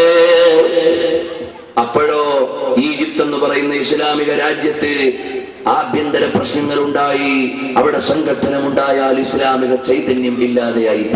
തുർക്കിയുടെ രാഷ്ട്രീയ അവസ്ഥ എന്താ? യുഎന്നിൽ അംഗീകാരം കിട്ടാൻ വേണ്ടി ഒരുപാട് പരിഷ്കരണം ഏറ്റെടുത്ത രാജ്യം. ഇസ്ലാമിനെതിരെയുള്ള പല പരിഷ്കാരങ്ങളും തുർക്കി ഏറ്റെടുത്തു നോക്കി, എന്നിട്ടും സ്ഥിരാംഗത്വം കൊടുക്കാൻ തയ്യാറായിട്ടില്ല. അപ്പോൾ ഏതായാലും ശരി, അതുപോലെ സിറിയ എന്ന് പറയുന്ന ഇസ്ലാമിക രാജ്യം നമ്മളെ പത്രത്തിൽ ഇങ്ങനെ വായിച്ച സമാധാനിക്ക് സിറിയയിലല്ലേ പ്രശ്നം, നമ്മൾ എന്തിനാണ് പരിഗണിക്കുന്നത്? പ്രിയപ്പെട്ട മുസ്ലിം ചെറുപ്പക്കാരാ, ലോക ലോകത്തിന്റെ നേതാവ് റഹ്മത്തുൽ ലിൽ ആലമീൻ സല്ലല്ലാഹു അലൈഹി വസല്ലം തങ്ങളുടെ ഇന്റർനാഷണൽ ജേർണി നടന്ന രാജ്യം സിറിയ മാത്രമാണ്. മിഅ്റാജിന് പോയപ്പോൾ ബൈത്തുൽ മുഖദ്ദസിലേക്ക് പോയിട്ടുണ്ട്, ശരിയാണ്. അത് ആത്മീയമായ സംവിധാനത്തോടെയുള്ള യാത്രയാണ്. എന്നാൽ ശാരീരികമായി ഭൗതിക സംവിധാനത്തോടെ നബി സല്ലല്ലാഹു അലൈഹി വസല്ലം തങ്ങൾ പോയ രാജ്യമാണ് സിറിയ. ഷാം എന്നാണ് അറബിയിൽ സിറിയയ്ക്ക് പറയുക. എന്നാൽ നബി സല്ലല്ലാഹു അലൈഹി വസല്ലം തങ്ങളുടെ ആദരണീയമായ പാദസ്പർശം കൊണ്ട് പുളകമണിഞ്ഞ സിറിയ എന്ന് പറയുന്ന രാജ്യത്ത് പ്രശ്നമുണ്ടായാൽ അല്ലാഹുവിന്റെ ഹബീബ് ഇഷ്ടപ്പെട്ട രാജ്യമാണ് സിറിയ. اللهم بارك لنا في يمننا وفي شامنا. അല്ലാഹുവേ, ഞങ്ങളുടെ സിറിയയിൽ നീ ഗുണം ചെയ്യണേ അല്ലാഹ്. ആരാണ് ലോകത്തിന്റെ നേതാവ് റഹ്മത്തുൽ ലിൽ ആലമീൻ ദുആ ചെയ്തു കൊടുത്ത നാടാണ്. കഅബാലയത്തിന്റെ ഒരു മൂലയിലേക്ക് ചെന്ന് നോക്കിയാൽ ആ മൂലയുടെ പേര് റുക്നുശ്ശാമി എന്നാണ്, സിറിയൻ മൂല എന്നാണ്. ആ സിറിയൻ കോർണർ വെക്കാനുള്ള കാരണം സിറിയയോടുള്ള പരിഗണനയാണ്. അറിയുമോ, ആ സിറിയയിലാണ് ഉപരോധമോ പ്രതിസന്ധിയോ യുദ്ധമോ ഉണ്ടായാൽ അത് വേൾഡ് മുസ്ലിംസിനെ മുഴുവനും ബാധിക്കുന്ന വിഷയമാണ്. മാത്രമല്ല, ആയിരക്കണക്കിന് ഇമാമിങ്ങളുടെ ജന്മനാടാണ്. അതിന്റെ തൊട്ടുചാരയാണ് മോനെ വൈജ്ഞാനിക ചക്രവാളത്തിലെ അതുല്യ തേജസ്വിയായ പ്രഭാവത്തിന്റെയും പ്രകാശത്തിന്റെയും രാജാവായ ഇമാമുൻ നബവി റളിയല്ലാഹു അൻഹു കിടക്കുന്ന നാടാണ്. ഹുജ്ജത്തുൽ ഇസ്ലാം അബൂ ഹാമിദ് അൽ ഗസാലി റളിയല്ലാഹു അൻഹു ഇഹ്യാ ഉലൂമുദ്ദീൻ എന്ന ഗ്രന്ഥമെഴുതിയ രാജ്യം സിറിയയാണ്. സിറിയയെ കുറിച്ച് മാത്രം പറഞ്ഞാൽ എത്രയോ മണിക്കൂർ പറയാനുണ്ട്. ആവശ്യമായ ആൽബങ്ങളും സൈറ്റുകളും എല്ലാം നമുക്ക് ലഭ്യമാണ്. ഇപ്പോൾ ഞാൻ അതിലേക്ക് പോകുന്നില്ല. അപ്പൊ സിറിയ എന്ന് പറയുന്ന രാജ്യത്തിനെതിരെ എന്തെങ്കിലും പ്രതിസന്ധി ഉണ്ടായാൽ അത് മുസ്ലിമീങ്ങളുടെ വിശ്വാസപരമായി തന്നെ ബാധിക്കുന്ന വിഷയമാണ്. കേവലം ഒരു ഇന്റർനാഷണൽ പൊളിറ്റിക്സ് മാത്രമല്ല. നിങ്ങളിനി കടന്നു വരൂ സഹോദര, യമൻ എന്ന് പറയുന്ന രാജ്യമേതാണ്? അല്ലാഹുവിന്റെ ഹബീബ് ഇഷ്ടപ്പെട്ട നാടാണ്. اللهم بارك لنا في يمننا. യമനിൽ നീ അനുഗ്രഹം ചൊരിയണേ റബ്ബേ. അൽ ഈമാനു യമാനി അൽ ഹിക്മതു യമാനിയ വൽ ഫിഖ്ഹു യമാനി. ഈമാൻ യമനിലേതാണ്, ഹിക്മത്ത് യമനിലേതാണ്, കർമ്മശാസ്ത്രം യമനിന്റേതാണ്. വ്യത്യസ്ത നിവേദനങ്ങൾ യമനെ കുറിച്ച് പറയുന്നത് കാണാം. മാത്രമല്ല, നബി സല്ലല്ലാഹു അലൈഹി വസല്ലം തങ്ങൾ യമനികളെ കുറിച്ച് പറയുമ്പോ അവര് നല്ല മനസ്സുകാരാണെന്നാണ് പറയുന്നത്. പരിശുദ്ധമായ ഖുർആൻ വ്യാഖ്യാതാക്കൾ പറഞ്ഞിട്ടുണ്ട്, അബൂ മൂസൽ അശ്അരി റളിയല്ലാഹു അൻഹു യമൻകാരനാണ്. അപ്പോൾ ജനങ്ങൾ മുഴുവനും വഴികേടിലായാൽ പുതിയൊരു തലമുറയെ അല്ലാഹു തആല കൊണ്ടുവരും. അവര് നല്ലവരാണ്, സജ്ജനങ്ങളാണ് എന്ന ആശയമുള്ള ആയത്ത് വ്യാഖ്യാനിച്ചപ്പോ നബി സല്ലല്ലാഹു അലൈഹി വസല്ലം തങ്ങൾ അബൂ മൂസൽ അശ്അരി തങ്ങളുടെ മുതുകത്ത് തടവിയിട്ട് പറഞ്ഞു, ഇനി നിൽക്കുന്ന അബൂ മൂസൽ അശ്അരിയുടെ അശ്അർ എന്ന യമനിലെ പ്രദേശത്തുമായി ബന്ധപ്പെട്ട ആളാണ്. അദ്ദേഹത്തിന്റെ ജനതയാണ്, അഥവാ അശ്അരിയാക്കളാണ്. യമനിൽ ഒരു സംഘടനമുണ്ടായാൽ അവിടെ വരാൻ പോണ നഷ്ടം എന്താണ്? അവിടെ ഉയർന്നു നിൽക്കുന്ന മഖബറകൾ എത്രയാണ്, അവിടെ ഉയർന്നു നിൽക്കുന്ന മസാറുകൾ എത്രയാണ്. എവിടുന്ന് തുടങ്ങണമെന്നറിയുമോ? അതാ നബി സല്ലല്ലാഹു അലൈഹി വസല്ലം തങ്ങൾ പരിചയപ്പെടുത്തിയ ബഹുമാനപ്പെട്ട ഹൂദ് നബി അലൈഹിസ്സലാം പ്രത്യേകം നബി തങ്ങൾ പരിചയപ്പെടുത്തിയ സൂറത്താണ് ശയ്യബത്നി ഹൂദ്. ഹൂദ് എന്ന സൂറത്തിനെ വല്ലാതെ നരപ്പിച്ച് കളഞ്ഞുപോയി. അപ്പോൾ ഹൂദ് നബി അലൈഹി സ്വലാത്തു വസ്സലാമിന്റെ മഖ്ബറ എവിടെയാണ്? യമനിലാണ് സഹോദര. മുഹാജിർ റളിയല്ലാഹു അൻഹുവിന്റെ മഖ്ബറ യമനിലാണ്. ഹദ്ദാദ് റളിയല്ലാഹു അൻഹുവിന്റെ മഖ്ബറ യമനിലാണ്. എന്ന് മാത്രമല്ല, യമനിലെ ആസിമത്തു സഖാഫത്തുൽ ഇസ്ലാമിയ, ഇസ്ലാമിക നാഗരികതയുടെ ഇസ്ലാമിക സംസ്കൃതിയുടെ തലസ്ഥാനം എന്നറിയപ്പെടുന്ന ഹദറമൗത്ത് തരീം എന്ന് പറയുന്ന സ്ഥലത്ത് ചെന്നാൽ അവിടെ ജംബൽ എന്ന് പറയുന്ന ഖബർസ്ഥാൻ കാണാം. ആ ഖബർസ്ഥാനിൽ മാത്രം അഹ്ലുബൈത്തുകാരായ നബി സല്ലല്ലാഹു അലൈഹി വസല്ലം തങ്ങളുടെ സന്താന പരമ്പരയിൽപ്പെട്ട 300ഓളം ഔലിയാക്കളുടെ ഖബർ അവിടെയുണ്ട്. 8ഓളം അഖ്താബുകളുടെ ഖബർ അവിടെയുണ്ട്. നിങ്ങൾ മനസ്സിലാക്കണം, നമ്മളൊക്കെ പള്ളിയിൽ ഓതുന്ന ഹദ്ദാദ് റാത്തീബ്, അത് ക്രോഡീകരിച്ച ഹദ്ദാദ് റളിയല്ലാഹു അൻഹുവിന്റെ ഖബർ എവിടെയാണ്? ആ ഹദ്ദാദിൽ തന്നെ നമ്മൾ ഓതാറില്ലേ സയ്യിദുൽ ഫഖീഹുൽ മുഖദ്ദം, മഹാനവറുകളുടെ ഖബർ എവിടെയാണ്? അബൂബക്കർ സക്കറാൻ തങ്ങളുടെ ഖബർ എവിടെയാണ്?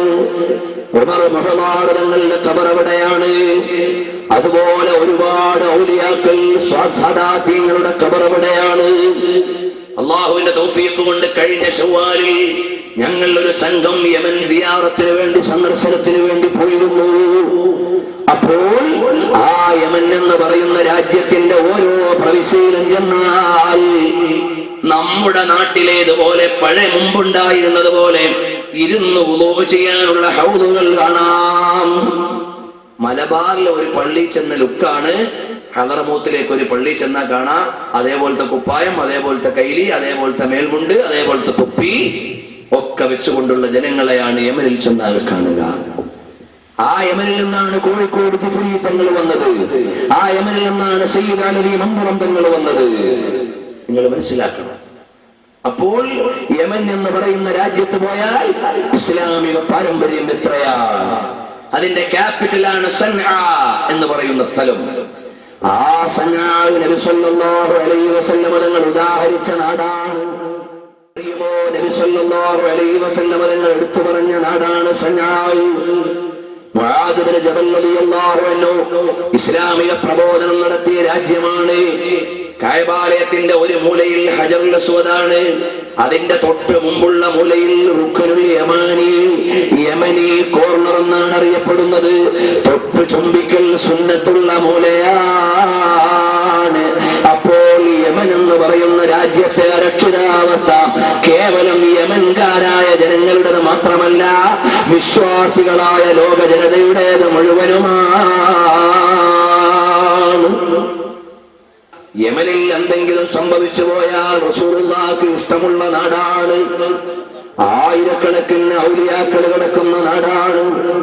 അവിടത്തേക്ക് നിങ്ങൾ പോയാൽ, അദനിൽ പോയാൽ ഇന്ന് ജീവിച്ചിരിക്കുന്ന അബൂബക്കർ അദനി എന്ന ലോകപ്രസിദ്ധ ദാഇയെ കാണാം.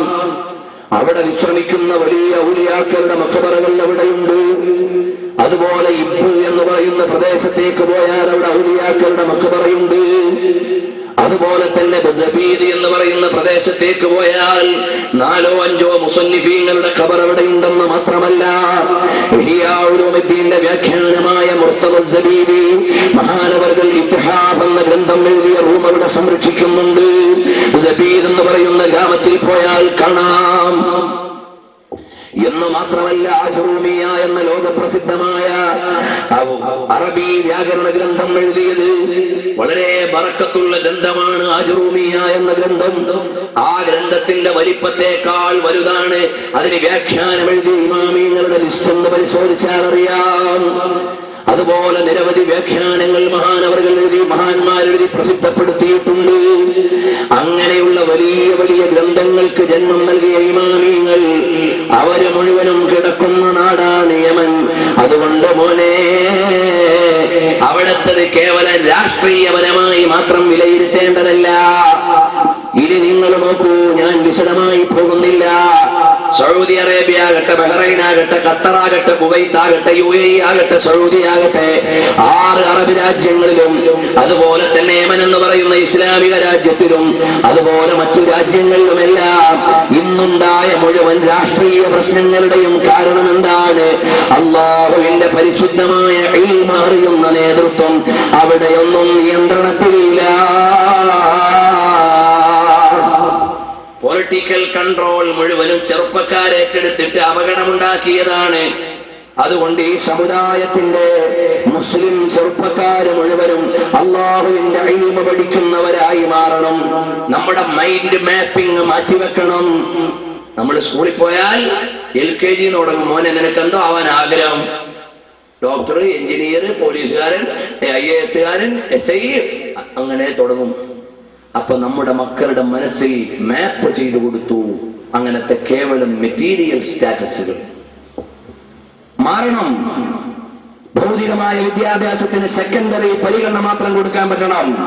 നിങ്ങൾ നോക്കൂ, ചില സ്ഥലത്തൊക്കെ കുത്തുബ മലയാളത്തിലാക്കുക, മനസ്സിലാവുന്നില്ല എന്നുള്ള പരാതിയാണ്. പക്ഷേ 3 വയസ്സുള്ള മകനെ കൊണ്ട് രാവിലെ ഇംഗ്ലീഷ് പറയാൻ നിർബന്ധിപ്പിക്കുക. നിങ്ങളൊക്കെ അടുത്ത ദിവസങ്ങളിൽ പത്രത്തിൽ വായിച്ചിട്ടുണ്ടാവും, മലയാളത്തിൽ മിണ്ടിയാൽ ഫൈൻ അടയ്ക്കുന്ന എത്ര സ്കൂളുകളുണ്ട് കേരളത്തിൽ.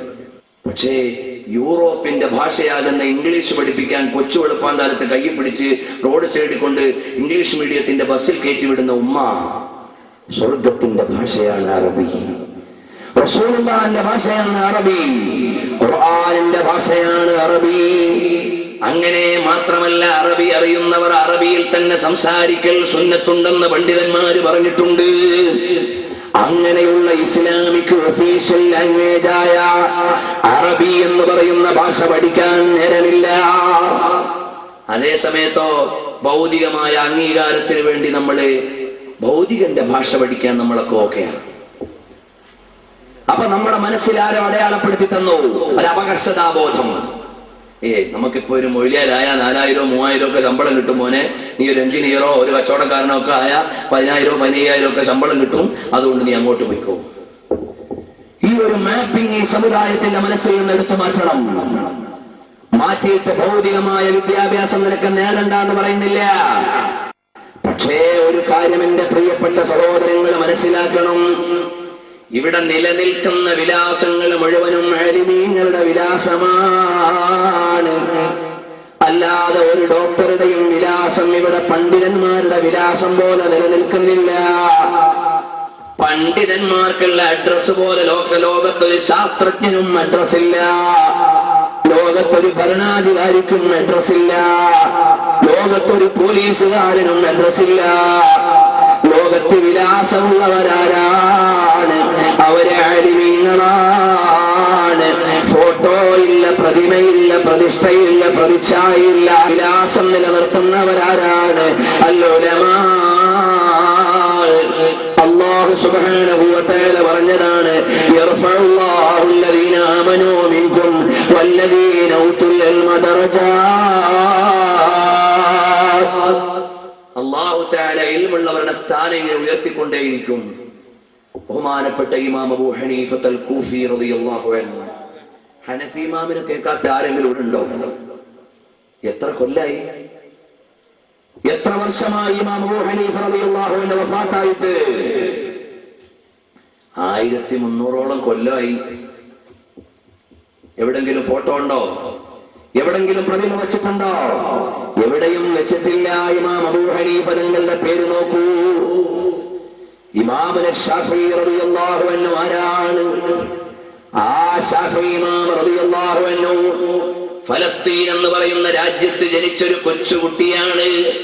ആ കുഞ്ഞു പ്രായത്തിൽ തന്നെ വീട് വിറ്റിട്ട് മക്കത്തെ പള്ളിയിൽ ഓതാൻ കൊണ്ടാക്കിയ മുതഅല്ലിമാണ്. ആ മക്കത്തെ പള്ളിയിൽ നിന്ന് 10 വയസ്സായപ്പോൾ, 7 വയസ്സായപ്പോൾ ഖുർആൻ മനഃപ്പാഠമാക്കി, 10 വയസ്സായപ്പോൾ മുവത്ത എന്ന ലോകപ്രസിദ്ധമായ വലിയ ഹദീസിന്റെ ഗ്രന്ഥം മനഃപ്പാഠമാക്കി. മദീനത്തെ പള്ളിയിലെ മുതഅല്ലിമായി, യമനിലെ ഗവർണറായി, ബഗ്ദാദിലെ പണ്ഡിതനായി, വീണ്ടും യമനിലേക്ക് പോയി, പിന്നെ ഈജിപ്തിലേക്ക് പോയി, പിന്നെ ബഗ്ദാദിലേക്ക് പോയി, പിന്നെ മക്കയിലേക്ക് വന്നു, പിന്നെ ഈജിപ്തിലേക്ക് പോയി. അവിടെ വഫാത്തായ മഹാനാണ് ഇമാമുന ശാഫിഈ. ഷാഫി ഇമാം റളിയല്ലാഹു അൻഹുവിന്റെ പേരറിയാത്ത ഒരാൾ ഇവിടില്ല. ക്രിസ്ത്യൻ സ്കോളേഴ്സിനറിയാം, ജൂ സ്കോളേഴ്സിനറിയാം, എല്ലാവർക്കും അറിയാം ഇമാമുന ഷാഫി.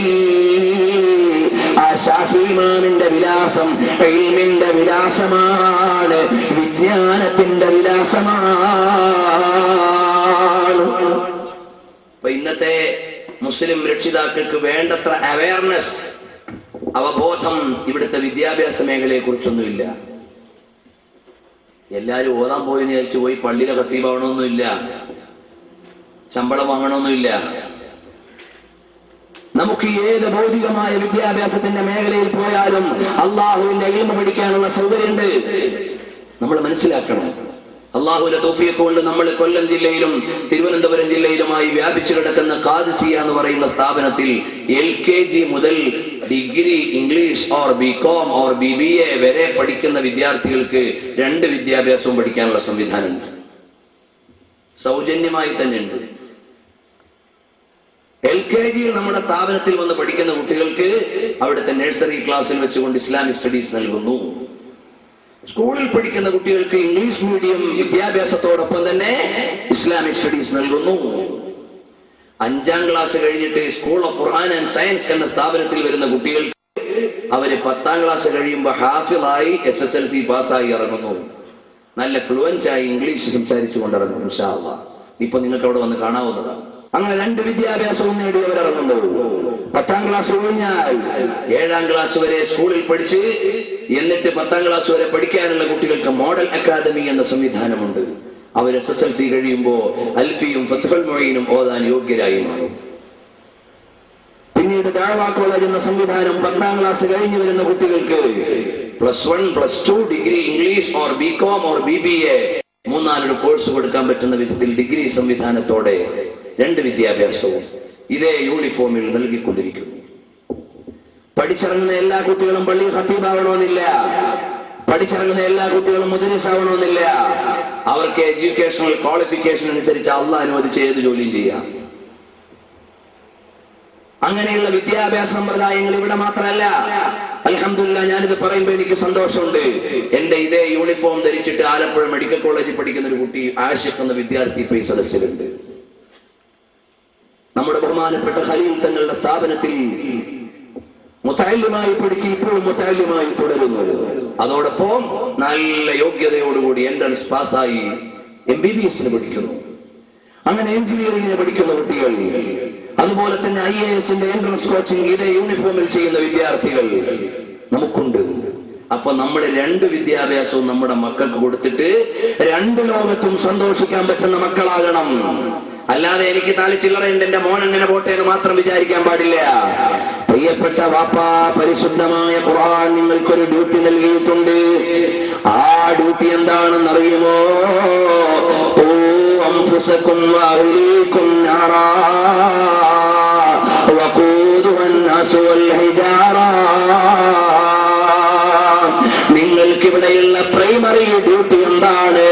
ഇവിടെ എവിടെങ്കിലും പോയി ഒരു ജോലി എടുത്തിട്ട് മക്കൾക്ക് ഭക്ഷണം കൊടുക്കലല്ല, ഭാര്യയും മക്കളെയും പോറ്റിയിട്ട് കേവലം നടക്കലല്ല.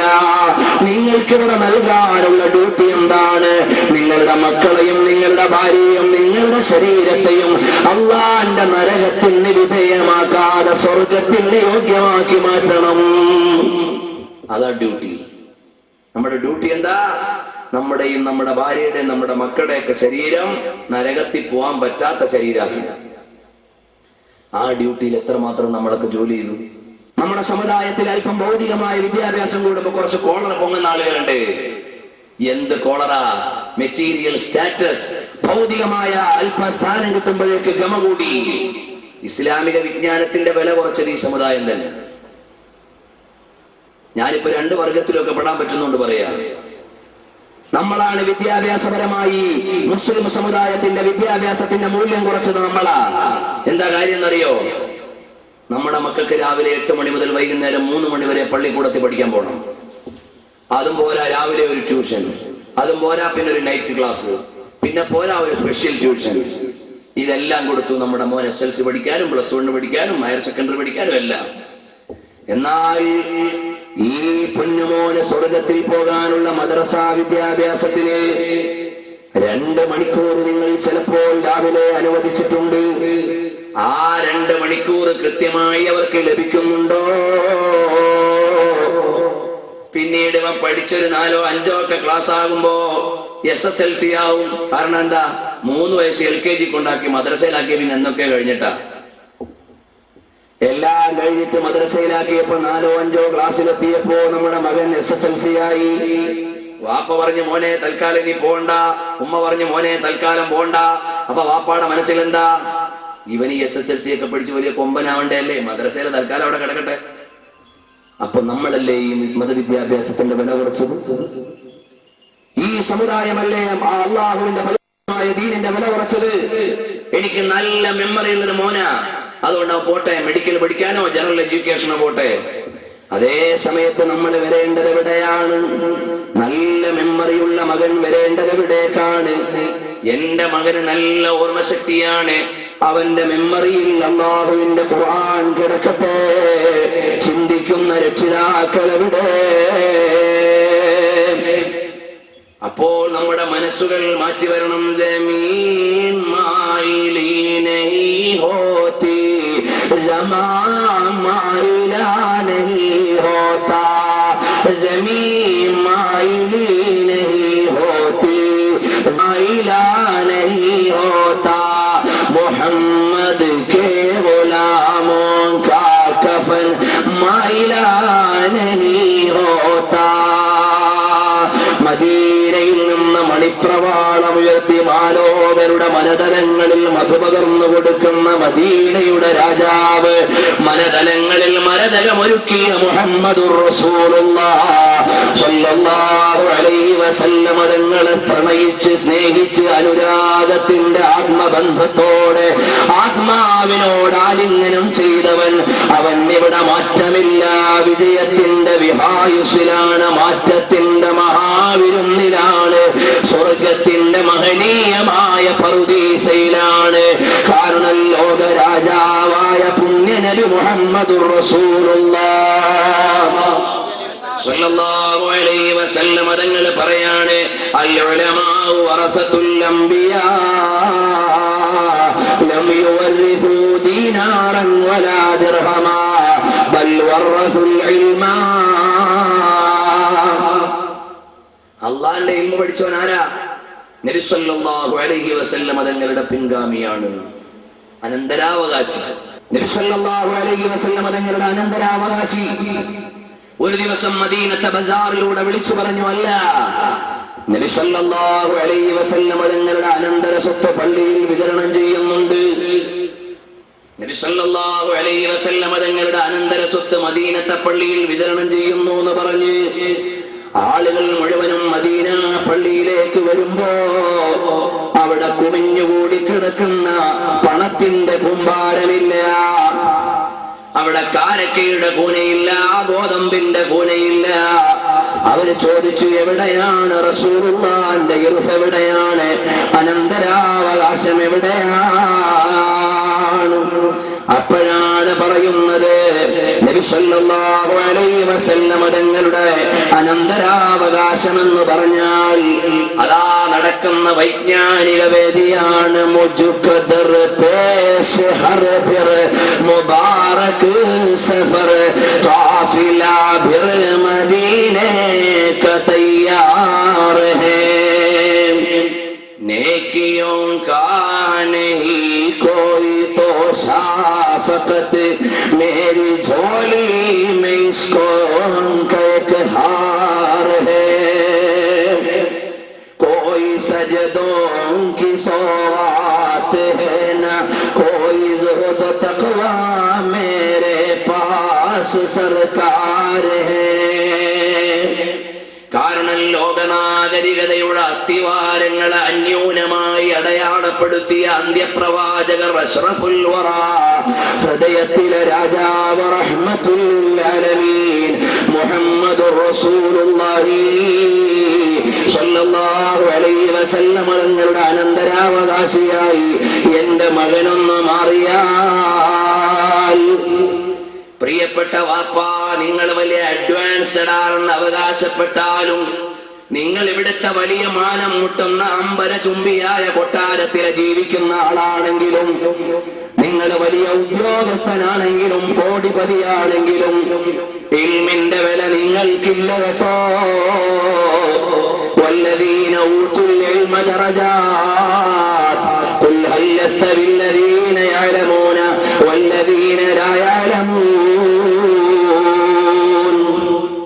അല്ലാഹു സുബ്ഹാനഹു വ തആല ചോദിക്കുകയാണ്, ഖുൽ ഹൽ യസ്തവി അല്ലദീന യഅലമൂന വല്ലദീന ലാ യഅലമൂൻ. വിവരസ്ഥരും വിവരശൂന്യരും തുല്യരാണോ? നബി സല്ലല്ലാഹു അലൈഹി വസല്ലം തങ്ങൾ ഖുർആനിക സൂക്തമുയർത്തി ചോദിക്കുകയാണ്. തങ്ങളെ ചോദിക്കണം, ആർക്കാണ് വില? കാരണം നബി സല്ലല്ലാഹു അലൈഹി വസല്ലം തങ്ങൾ കൊട്ടാരം ഇഷ്ടപ്പെട്ട പ്രജാപതിയല്ല. നബി സല്ലല്ലാഹു അലൈഹി വസല്ലം തങ്ങൾ സിംഹാസനത്തെ പ്രണയിച്ച ഭരണാധികാരിയല്ല. നബി സല്ലല്ലാഹു അലൈഹി വസല്ലം തങ്ങൾ അമ്പരചുംബിയായ കൊട്ടാരത്തെ മോഹിച്ച ഭ്രമനല്ല. നബി സല്ലല്ലാഹു അലൈഹി വസല്ലം തങ്ങൾ ഖജനാവിന്റെ താക്കോലുകൾ കരുതി വെക്കാൻ ഉദ്ദേശിച്ച ഒരു പ്രമാണിയല്ല. അതേ സമയത്ത് നബി സല്ലല്ലാഹു അലൈഹി വസല്ലം തങ്ങൾ ഖുർആനിലൂടെ കാണാം ഹബീബിന്റെ പ്രാർത്ഥന, ഖുൽ റബ്ബി സിദ്നി ഇൽമാ, എനിക്ക് ഇൽമൊന്ന് വർദ്ധിപ്പിച്ചു തരണേ അല്ലാഹ്. അപ്പൊ നബി സല്ലല്ലാഹു അലൈഹി വസല്ലം തങ്ങൾ ഇൽമിന്റെ പരകോടിയിൽ നിൽക്കുന്ന നേതാവാണ്. അന മദീനത്തുൽ ഇൽം, ഞാൻ വൈജ്ഞാനിക നഗരമാണ്. വഅലിയുൻ ബാബുഹാ, ആ നഗരിയുടെ കമാനവും അതിന്റെ കവാടവും എന്റെ അലിയാണ്. ഹബീബിന്റെ സാമ്രാജ്യം വിജ്ഞാനത്തിന്റെ സാമ്രാജ്യമാണ്. അപ്പൊ നമ്മുടെ മക്കൾ പുതിയ തലമുറ പഠിക്കണം, അല്ലാഹുവിന്റെ മതമറിയണം, ഖുർആൻ അറിയണം, റസൂലുള്ളാഹിന്റെ ജീവിതം അറിയണം, ഹബീബിന്റെ സ്വഭാവം അറിയണം. ഇതൊന്നും പഠിക്കൂല. എന്നിട്ട് മുസൽമാന്റെ പേരിൽ പറയിപ്പിക്കാൻ കുറെ ആളുകൾ. നമുക്ക് എന്തെല്ലാം ഫെസിലിറ്റീസ് ഉണ്ട്, എല്ലാം ഉണ്ട്, പക്ഷേ ഉപയോഗപ്പെടുത്താൻ ആളില്ല. കാരണം എന്താ? വീട്ടിൽ നിന്നുള്ള രക്ഷിതാക്കളുടെ ഇൻസ്പിറേഷൻ. SSLC-ക്കെങ്ങാനും തോറ്റുപോയാൽ ചിലപ്പോൾ വാപ്പാക്കും ഉമ്മാക്കും വളരെ ഡൗൺ ആയി പോകും. അതേസമയത്ത് മദ്രസയോ അവിടെ എത്രല്ല പഠിക്കുന്നേ, മോൻ പാസ്സായോ ഇല്ലേ, ഇത് തന്നെ അറിയുന്ന രക്ഷിതാക്കൾ വളരെ കുറവാണ്. അപ്പൊ വീട്ടിൽ നിന്നുള്ള ഇമ്പോർട്ടൻസ്, പ്രഷർ, ഇസ്ലാമികമായ വിജ്ഞാനത്തിന് പ്രാധാന്യം കൊടുക്കുന്നില്ല. അതുകൊണ്ട് രക്ഷിതാക്കൾ വരണം, റസൂലുള്ളാഹിന്റെ മതം അറിയുന്ന ഒരു തലമുറ ഉണ്ടാക്കാൻ. അതല്ലേ ഒരു പള്ളിക്കൂടത്തിൽ 100 മുസ്ലിം പിള്ളേര് പഠിക്കുന്ന 4 മാത്രം തൊപ്പിയിട്ടുകൊണ്ട് വരുന്നത്. അപ്പൊ മറ്റു മതക്കാരായ ആളുകൾ വിചാരിക്കടാ, 100 പിള്ളേർ ഇവിടെ പഠിക്കുന്നത്, 4 മാത്രം എന്താ തൊപ്പിയിട്ടിട്ട് വരുന്നത്? ഇത് എക്സ്ട്രീമിസ്റ്റ് ഉസാമ ബിൻ ലാദന്റെ തൊട്ടടുത്ത അനുയായികളാ, അതുകൊണ്ട് തൽക്കാലം തൊപ്പി വേണ്ട. 100 മുസ്ലിം പെൺകുട്ടികൾ പഠിക്കുന്ന കലാലയത്തിൽ 4 പെൺമക്കൾ മാത്രം മക്കളെത്തോണ്ട് വരുന്നത്. അപ്പൊ പറയും ഇത് അവിടുത്തെ എന്റെ ബാക്കിയാണ്. നിങ്ങൾ ആലോചിക്കൂ, യഥാർത്ഥത്തിൽ ഇസ്ലാമിനെതിരെ ലോകത്തുള്ള നടപടികൾക്ക് മുഴുവനും കാരണക്കാര് നമ്മളാണ്. മുസ്ലിങ്ങളായിട്ട് ജീവിച്ചാൽ ഇസ്ലാമിനെതിരെ ആരും കയ്യേറ്റം നടത്തുകയില്ല. ഇനി നോക്കൂ, ഇനി ഏതെങ്കിലും ഗവൺമെന്റ് എങ്ങാനും വല്ല കുരുത്തക്കേടിനും രാവിലെ 7 മണി മുതൽ സ്കൂൾ തുടങ്ങണമെന്ന് പറഞ്ഞാൽ എത്ര മുസ്ലിങ്ങൾ പള്ളിക്കൂടത്തിൽ പോയിരിക്കും? എത്ര മുസ്ലിങ്ങൾ പള്ളിക്കൂടത്തിൽ പോകാതിരിക്കും? അപ്പോൾ നമ്മൾ കൊടുക്കുന്ന പ്രാധാന്യങ്ങൾ മുഴുവനും ഭൗതിക വിദ്യാഭ്യാസത്തിനാണ്. അതോടൊപ്പം ഒരു വിദ്യാർത്ഥി എന്ന നിലയ്ക്ക് എന്റെ രക്ഷിതാക്കളോട് പറയാനുള്ളത്, ഈ ഡിഗ്രി ആവട്ടെ ഹയർ സെക്കൻഡറി ആവട്ടെ ഒരു ജീവിതം കളയാൻ മാത്രമുള്ളതെന്ന് അവിടെ പഠിക്കാനില്ല. ഒരു കുട്ടിയുടെ ഒരു കൊല്ലം കളയാൻ മാത്രമുള്ള സിലബസ് ഒന്നും ഇല്ല ഇവിടുത്തെ. ഒരു +2 ഇല്ല, ഒരു ഡിഗ്രി ഇല്ല. ആ കുട്ടി മതം പഠിച്ചു ഇതിൽ നഷ്ടവും വരാൻ പോകുന്നില്ല. അങ്ങനെ ലിമിറ്റഡ് ചാപ്റ്റേഴ്സേ ഉള്ളൂ. അവന്റെ വർക്കിംഗ് ഡേയ്സും വർക്കിംഗ് അവേഴ്സും സ്റ്റഡിങ് അവേഴ്സും കൂടെ നോക്കിയാൽ വളരെ കുറച്ച് സമയമുള്ളൂ. കാരണം നമ്മുടെ സ്ഥാപനത്തിൽ ഒരു പീരീഡ് ഇംഗ്ലീഷ്, അടുത്ത പീരീഡ് കിതാബ്, അടുത്ത പീരീഡ് ഇംഗ്ലീഷ്, അടുത്ത പീരീഡ് കിതാബ്, ഒരു പീരീഡ് അക്കൗണ്ടൻസി, അടുത്ത പീരീഡ് എക്കണോമിക്സ്, അടുത്ത പീരീഡ് കിതാബ്. അങ്ങനെ കുട്ടികൾക്ക് 2-3 പീരീഡ് ഡെയിലി കൊടുത്താൽ തന്നെ നമ്മുടെ സ്ഥാപനത്തിലേക്ക് ഹയർ സെക്കൻഡറിയുടെ ക്ലാസ്സുകൾ മാസങ്ങൾക്ക് മുമ്പേ തീർക്കാൻ പറ്റും. അത്രയുള്ളൂ. അത്രയുമേ നമ്മുടെ മക്കൾക്ക് പഠിക്കാനുള്ളൂ. രാവിലെ ഒരുങ്ങിയിറങ്ങി 10 മണിക്ക് അവിടെ ചെന്ന് ക്ലാസ് സാറ് വന്ന് 2 മണിക്കൂർ കഴിഞ്ഞ് ഇന്റർവെല്ലിന് വിട്ട്, വീണ്ടും 1 മണിക്കൂർ കഴിഞ്ഞ് ഉച്ചയ്ക്ക് വിട്ട്, പിന്നെ 1 മണിക്കൂർ കഴിഞ്ഞ് വീട്ടിലും വിട്ടു. എത്ര വർക്കിംഗ് അവേഴ്സിന്റെ ഒരു ദിവസം? എത്ര മണിക്കൂർ നമ്മുടെ കുട്ടികൾ പഠിക്കുന്നുണ്ട്? എന്നാൽ എന്റെ പ്രിയപ്പെട്ടവരെ, ഇങ്ങനെ ലിമിറ്റഡായ ഒരു കോഴ്സിന് വേണ്ടി ജീവിതം ഹോമിക്കേണ്ടതില്ല. മറിച്ച് നമ്മുടെ മക്കൾക്ക് അതോടൊപ്പം മതവിദ്യാഭ്യാസം കൊടുക്കാൻ പറ്റും. അതിനുള്ള അവസരങ്ങൾ നമ്മൾ കണ്ടെത്തിയിട്ട് അവരെ ആലിമീങ്ങളാക്കണം. അവർ നാളെ എല്ലാവരും പോയി പള്ളിയെ ഖത്തീബാവാനല്ല, അവരുടെ സ്വന്തം ജീവിതം ഇസ്ലാമികമായി നയിക്കാൻ. എന്റെ മകൻ ഡോക്ടറായിക്കോട്ടെ, അവൻ ഇസ്ലാമിനെ അറിയുന്ന ഒരു ഡോക്ടറായി വരാൻ. എന്റെ മകൻ എഞ്ചിനീയർ ആയിക്കോട്ടെ, അവൻ ഇസ്ലാമിനെ അറിയുന്ന ഒരു എഞ്ചിനീയറാകാൻ. 5 നേരം നിസ്കരിക്കുന്ന, അള്ളാഹുവിനെ അറിയുന്ന, നബി സല്ലല്ലാഹു അലൈഹി വസല്ലം തങ്ങളെ അറിയുന്ന, അത്യാവശ്യം മതവിധി അറിയുന്ന വിധത്തിലാകാൻ പ്രിയപ്പെട്ട ഉപ്പമാരെ, ഉമ്മമാരെ നിങ്ങൾ ശ്രദ്ധിക്കണം. അതുപോലെ പെൺമക്കളുടെ കാര്യം പിന്നെ പറയേ വേണ്ട. അവർക്കിന്ന് മദ്രസയിലുമില്ല, നാട്ടിലുമില്ല, എവിടെയും വിദ്യാഭ്യാസം കിട്ടാത്ത, ആത്മീയ വിദ്യാഭ്യാസം കിട്ടാത്ത കാലമാണ്. സ്റ്റേറ്റ് കടന്നോ, രാജ്യം കടന്നോ, ഇനി ഏതെങ്കിലും ഉഗാണ്ടയിലോ ഉൾക്കാട്ടിലോ എവിടാണെങ്കിലും നേഴ്സിംഗിന് വിടാൻ പരാതിയില്ല, മെഡിസിന് വിടാൻ പരാതിയില്ല, ഡിഫാമിന് വിടാൻ പരാതിയില്ല, ഒന്നിനും പരാതിയില്ല. തൊട്ട് മഹല്ല് പള്ളിയിൽ പോയി മദ്രസയെ പഠിക്കാനോ മോളെ വിടാൻ പരാതിയാ. ഒരുപാട് അരിതായ്മകൾ ഉറഞ്ഞു തുള്ളുന്ന കലാലയത്തിന്റെ മുറ്റത്തേക്ക് നമ്മുടെ മക്കൾ ഭൗതിക കോഴ്സ് പഠിക്കാൻ പോകുന്നുണ്ട്. എന്റെ നിങ്ങളുടെയൊക്കെ പെൺമക്കൾ പോകുന്നുണ്ട്. എന്നാൽ വരണം സഹോദരാ, ആ പെൺമക്കൾക്ക് റസൂലുള്ളാഹിനെ അറിയണ്ടയോ, നഫീസത്തുൽ മിസ്രിയെ അറിയണ്ടയോ, റാബിയത്തുൽ അദവിയെ അറിയണ്ടയോ, ആയിഷത്തുൽ സുഹറയെ അറിയണ്ടയോ, ഖദീജത്തുൽ കുബറയെ അറിയണ്ടയോ, ഫാത്തിമത്തുൽ സഹ്റായിനെ അറിയണ്ടയോ? അവർക്ക് ആത്മീയ വിദ്യാഭ്യാസം എവിടെ? അല്ലാഹുവിന്റെ ഹബീബ് സല്ലല്ലാഹു അലൈഹി വസല്ലം തങ്ങൾ മദീനത്തെ പള്ളിയിൽ അഹ്ലുസ് സുഫയ്ക്ക് ദർസ് എടുത്തു കൊടുത്തു. ആ ദർസ് കേട്ടിട്ട് സ്വഹാബികൾ വീട്ടിൽ പോയി പത്നിമാർക്ക് പറഞ്ഞു കൊടുത്തു. നബി സല്ലല്ലാഹു അലൈഹി വസല്ലം തങ്ങളും പ്രിയപ്പെട്ട പത്നിമാർക്ക് പറഞ്ഞു കൊടുത്തു. ആ പത്നിമാരിൽ ബുദ്ധിമതിയും ചെറുപ്പക്കാരിയും ദിഷണാശാലിയും പ്രായം കുറഞ്ഞവരുമായ ആയിഷത്തു തുഹ്റാ റളിയല്ലാഹു അൻഹ വൈജ്ഞാനിക ചക്രവാളത്തിലെ കേസരിയായി മാറി. 4 ഖലീഫമാരും ആയിഷ ബീവിയോട് ഇസ്ലാമിക നിയമങ്ങൾ അന്വേഷിച്ചവരാണ്. അത്രയും വലിയ പണ്ഡിതയായിരുന്നു ആയിഷ റളിയല്ലാഹു അൻഹ. ആ മാതൃക പിൻപറ്റിയിട്ട് നമ്മുടെ പെൺമക്കൾക്ക് ആത്മീയ വിദ്യാഭ്യാസം നൽകണം. അവർ അല്ലാഹുവിന്റെ മതം അറിയണം, റസൂലുള്ളാഹിന്റെ ജീവിതം അറിയണം, ഉമ്മഹാത്തുൽ മുഅ്മിനീങ്ങളുടെ ജീവിത ചരിത്രങ്ങൾ അറിയണം.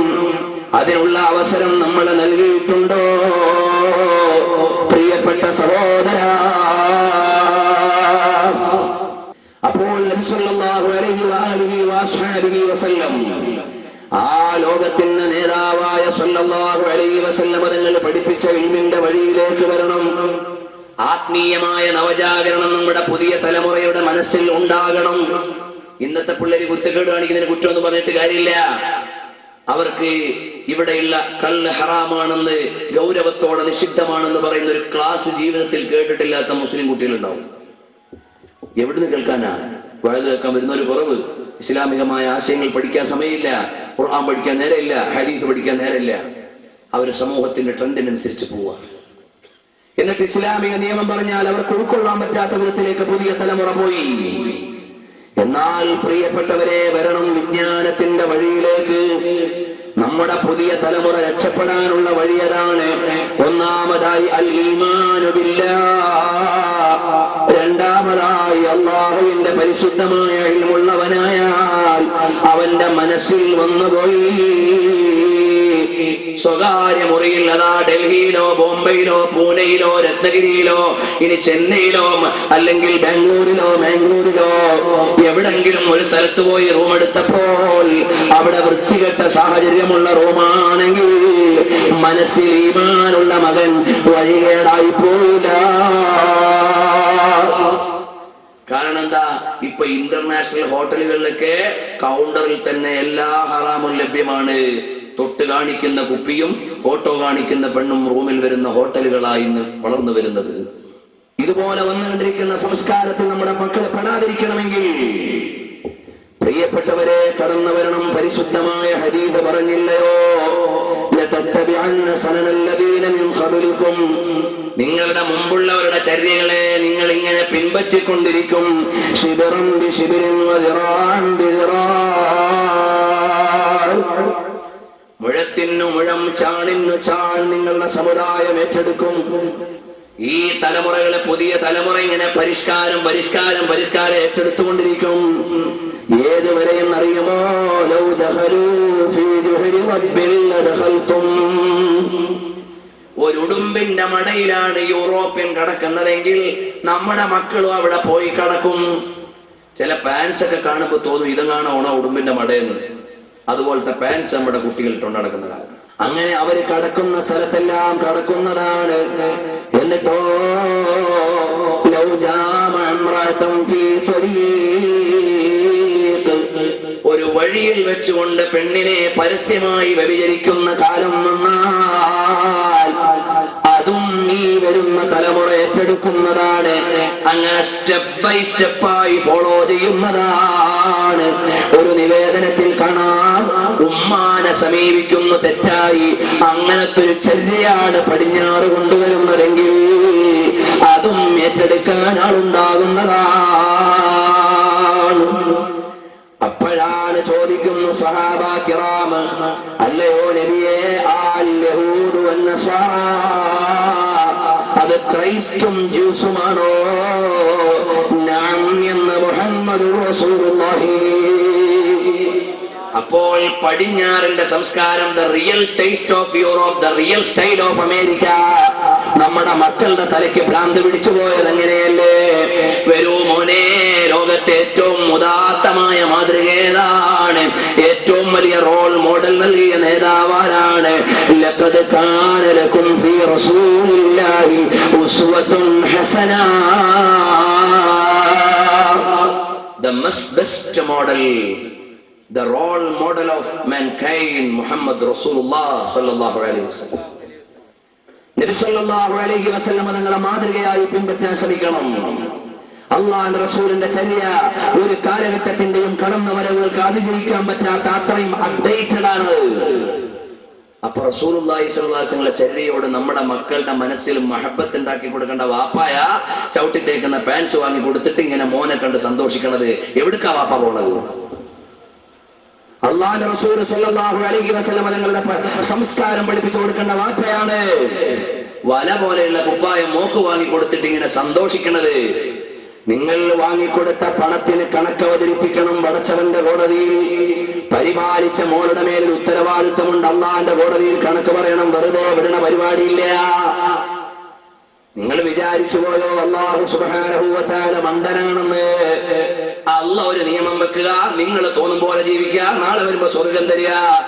എന്തേ പടച്ചവന് നിങ്ങളെ മണ്ടനാക്കി പോയോ? വേണ്ട വേണ്ട, ഹുദാകാന മുലിഖ് ദേന, നബി കാന മുലിഖ് ദേന, കൈ കുഫ്റോൻ കെ ജൻദാ ഹേ ഉധർ ഇസ്ലാം മുലിഖ് ദേന.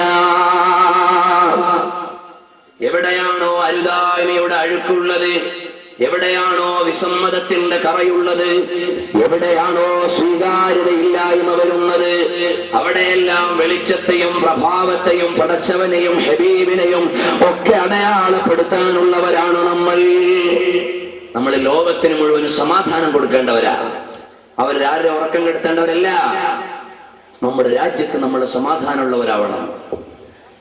ഇവിടെ എടുത്തു ചാടാനോ മറ്റു മതക്കാരുടെ മേലെ ചാടിക്കയറാനോ ഇസ്ലാം പഠിപ്പിക്കുന്നില്ല. നമ്മുടെ മുൻഗാമികളായ ആളുകൾ മുഴുവനും സൗഹാർദ്ദത്തിന്റെ വഴിയിലൂടെ അവിടെ ജീവിച്ചത്. നിങ്ങൾ നോക്കൂ, ബഹുമാനപ്പെട്ട സയ്യിദ് അവറുകളെ അനുസ്മരിക്കുകയാണ് നമ്മൾ. ശുഹദാക്കളെ ഓർക്കുകയാണ് നമ്മൾ. ഔലിയാക്കളായ ഔലിയാക്കളുടെ മുഴുവനും മസാറുകളിലേക്ക് വരുന്നത് കേവലം മുസ്ലിമീങ്ങൾ മാത്രമല്ല. നിങ്ങളങ്ങ് അജ്മീറിലേക്ക് പോയി നോക്കൂ. സുൽത്താനുൽ ഹിന്ദ് ഖാജ മുഈനുദ്ദീൻ അൽ ചിശ്തി. ഏത് പ്രൈം മിനിസ്റ്ററാ അജ്മീറിൽ വരാത്ത? ഏത് രാഷ്ട്രീയ നേതാവ് അജ്മീറിൽ വരാത്തത്? എല്ലാ പ്രൈം മിനിസ്റ്റേഴ്സും എല്ലാ മിനിസ്റ്റേഴ്സും എല്ലാ മതക്കാരും അവിടെ വരുന്നു. കാരണം എന്താ? ഗരീബ് നവാസ്, പാവപ്പെട്ടവരുടെ താണിയാണ് ബഹുമാനപ്പെട്ട ഗരീബ് നവാസ് തങ്ങൾ. ഏത് പാർട്ടി കേന്ദ്രം ഭരിച്ചാലും സുൽത്താനുൽ ഹിന്ദ്, ഈ രാജ്യത്തിന്റെ സുൽത്താൻ എന്നറിയപ്പെടുന്ന ആളാരാണ്? ഖാജ മൊയ്നുദ്ദീൻ തങ്ങളാണ്. ഖാജ മൊയ്നുദ്ദീൻ തങ്ങൾ ഇന്നത്തെ മോഡേൺ ഇന്ത്യയുടെ മാത്രം ഭരണാധികാരിയല്ല. സുൽത്താനുൽ ഹിന്ദിന്റെ കാലത്തുള്ള ഹിന്ദ് എന്ന് പറഞ്ഞാൽ നമ്മുടെ ഇന്ത്യയും പാകിസ്ഥാനും ബംഗ്ലാദേശും കൂടെ കൂടിയതാണ്. ഈ 3 രാജ്യവും കൂടിയ ഇന്ത്യയുടെ സുൽത്താനാണ്. നിങ്ങൾ മനസ്സിലാക്കണം, ആ സുൽത്താനുൽ ഹിന്ദ് തങ്ങളുടെ അടുക്കലേക്ക് വരുന്നത് മുസ്ലിങ്ങൾ മാത്രമല്ല. കാരണം നമ്മുടെ മഹാന്മാരായ സൂഫിയാക്കന്മാരെ നിലനിർത്തിയ സൗഹാർദ്ദമാണത്.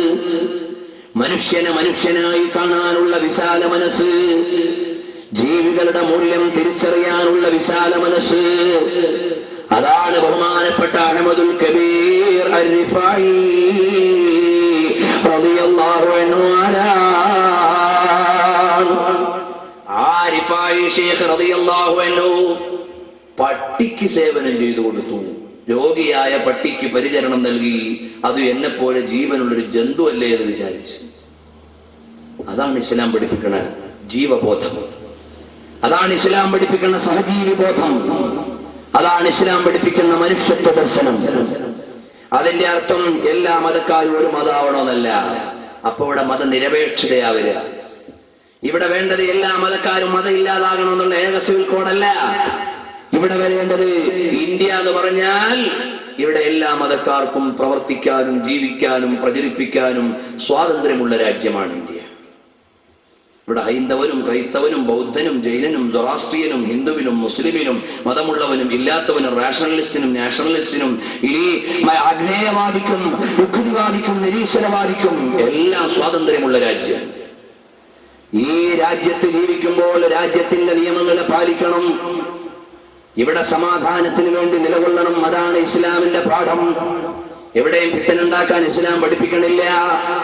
എന്നാൽ ആരാധനകളിൽ അവരവർക്കുള്ള സ്വാതന്ത്ര്യങ്ങളെയും പരിധികളെയും കാത്തുസൂക്ഷിക്കണം.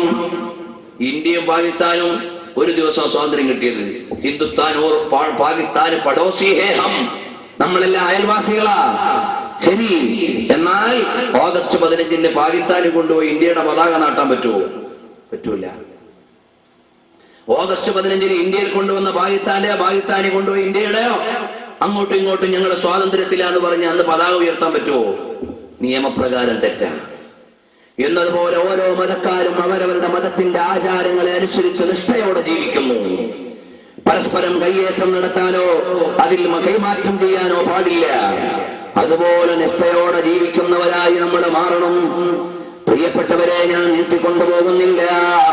അതുകൊണ്ട് എന്റെ യുവതലമുറയോട് പറയാനുള്ളത്, മോനെ, ഈ ജീവിതം വെറുതെ അമ്മാനമാടാനുള്ള ജീവിതമല്ല. ഈ ജീവിതത്തിൽ ഒരു പുലിക്കുട്ടിയെ പോലെ ജീവിക്കണം മോനെ. ഒരു മുസ്ലിമായ ഒരു ചെറുപ്പക്കാരൻ ജീവിക്കേണ്ടത് ആദർശത്തിന് വേണ്ടി ജീവിക്കണം. ഒരു 25 വയസ്സ് വരെ കളിച്ചും ചിരിച്ചും തോന്നിവാസം കാണിച്ചു അല്ലാതെയൊക്കെ നടന്നു. 25 വയസ്സായപ്പോൾ ഒരു ജോലിയായി, ഒരു കല്യാണവും കഴിച്ചു, പിന്നെ 2 മക്കളായി. ആ മക്കളെ പഠിപ്പിച്ചു, ആ 2 മക്കളെ കെട്ടിച്ചും വിട്ടു, ഒരു വീടും അതിന്റെ ഇടക്കൂടെ ഉണ്ടാക്കി. പിന്നെ വാപ്പാങ്ങൾക്ക് എന്തോ പണി, എങ്ങനെയെങ്കിലും കാലം നീട്ടി കബറി പോകണം. ഇത്രയുള്ളോ ജീവിതം? ഇതിനു വേണ്ടിയാണോ ജീവിതം? ഇന്നത്തെ നല്ലൊരു ശതമാനം രക്ഷിതാക്കളുടെയും മനസ്സിൽ ഈ ഒരു പ്ലാനേ ഉള്ളൂ. ബക്കറ്റ് കൊണ്ടുവരുമ്പോൾ സംഘാടകരൊക്കെ സഹായിക്കണം. ഞാൻ നേരത്തെ ഓർമ്മപ്പെടുത്തിയിരുന്നു. അപ്പൊ സംഘാടകർ എവിടെ പോയിരുന്നല്ലോ അല്ലെ? എല്ലാവരും നന്നായി സഹായിക്കണം. അല്ലാഹു തആല ബർക്കത്ത് ചെയ്യുമാറാകട്ടെ.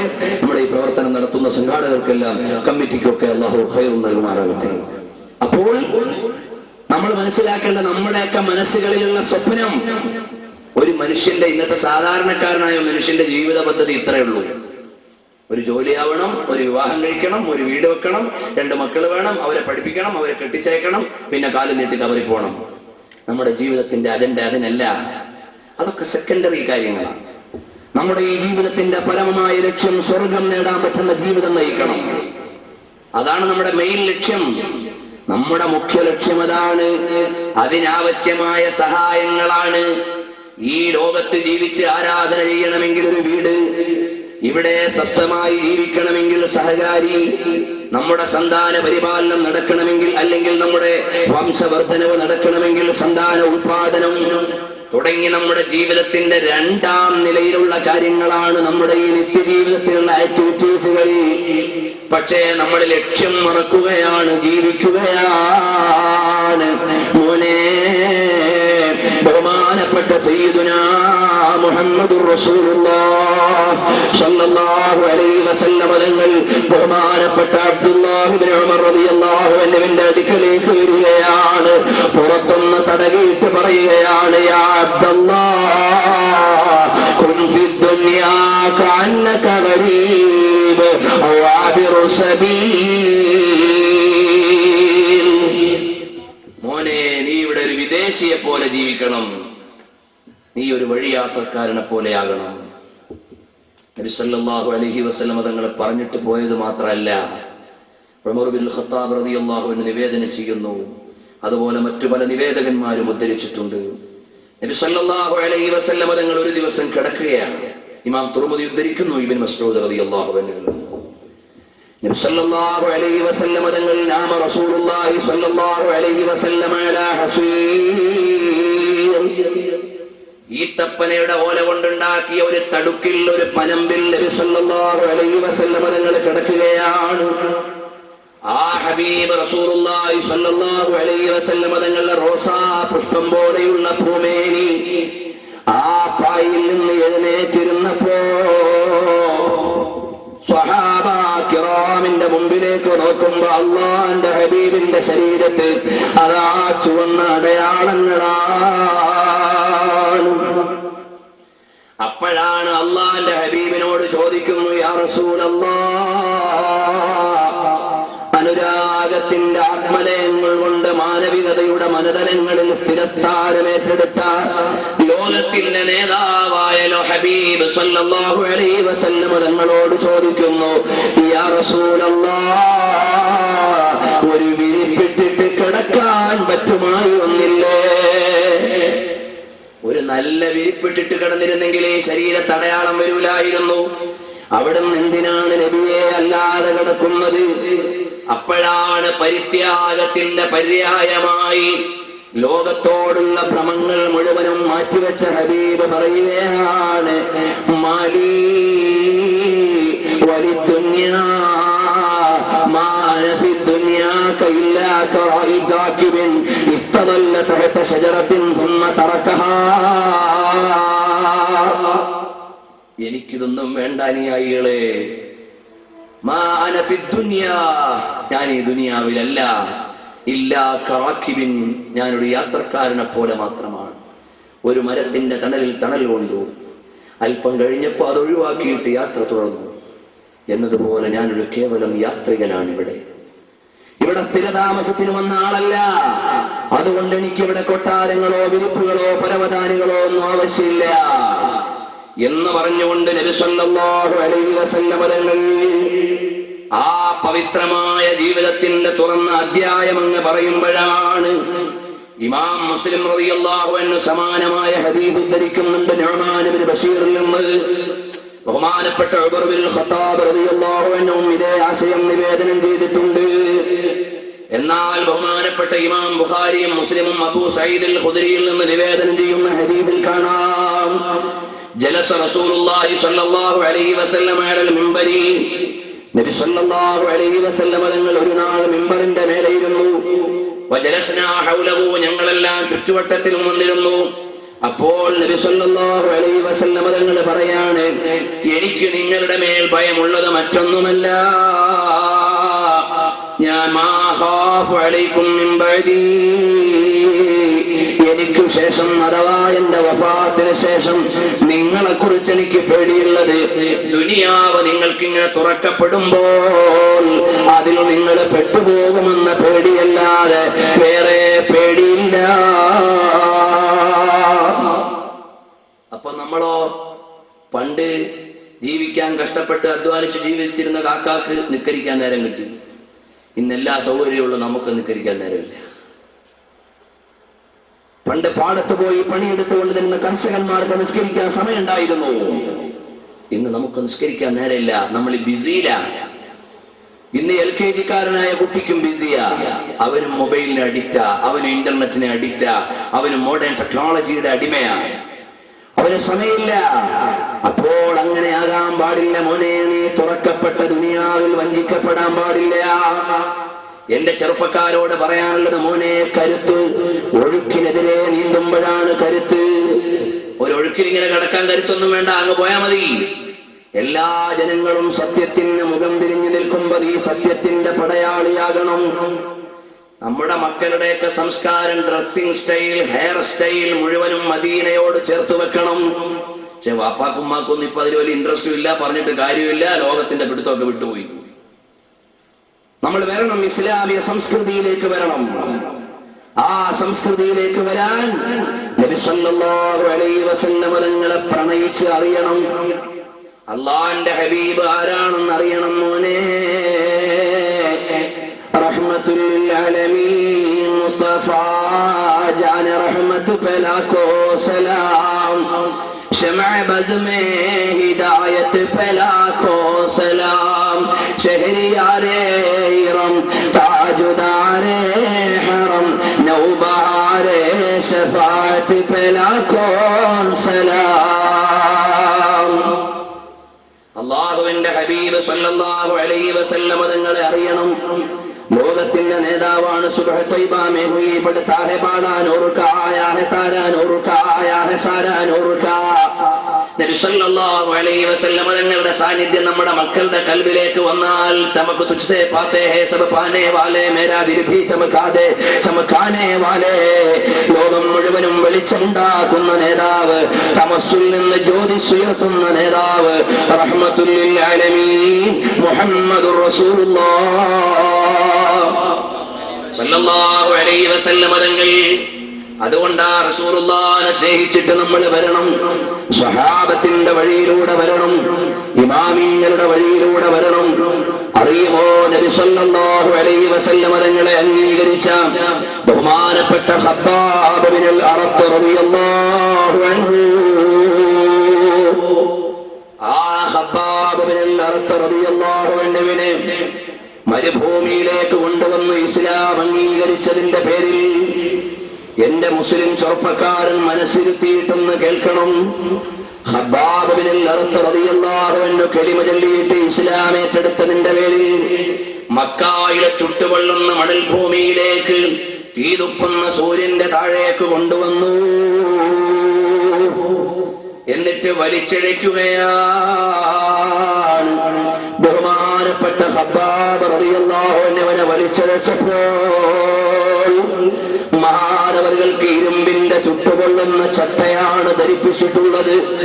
സാധാരണ വസ്ത്രമെല്ലാം മാറ്റിയിട്ട് പൊള്ളുന്ന ഇരുമ്പിന്റെ ചട്ടയിട്ട് അതാ തീതുപ്പുന്ന സൂര്യന് കീഴെ തിളച്ചുമറിയുന്ന മണൽപ്പരപ്പിന് മേലെ മഹാനായ ഖബ്ബാബ് റളിയല്ലാഹു അൻഹുവിനെ വലിച്ചിഴയ്ക്കുകയാണ്.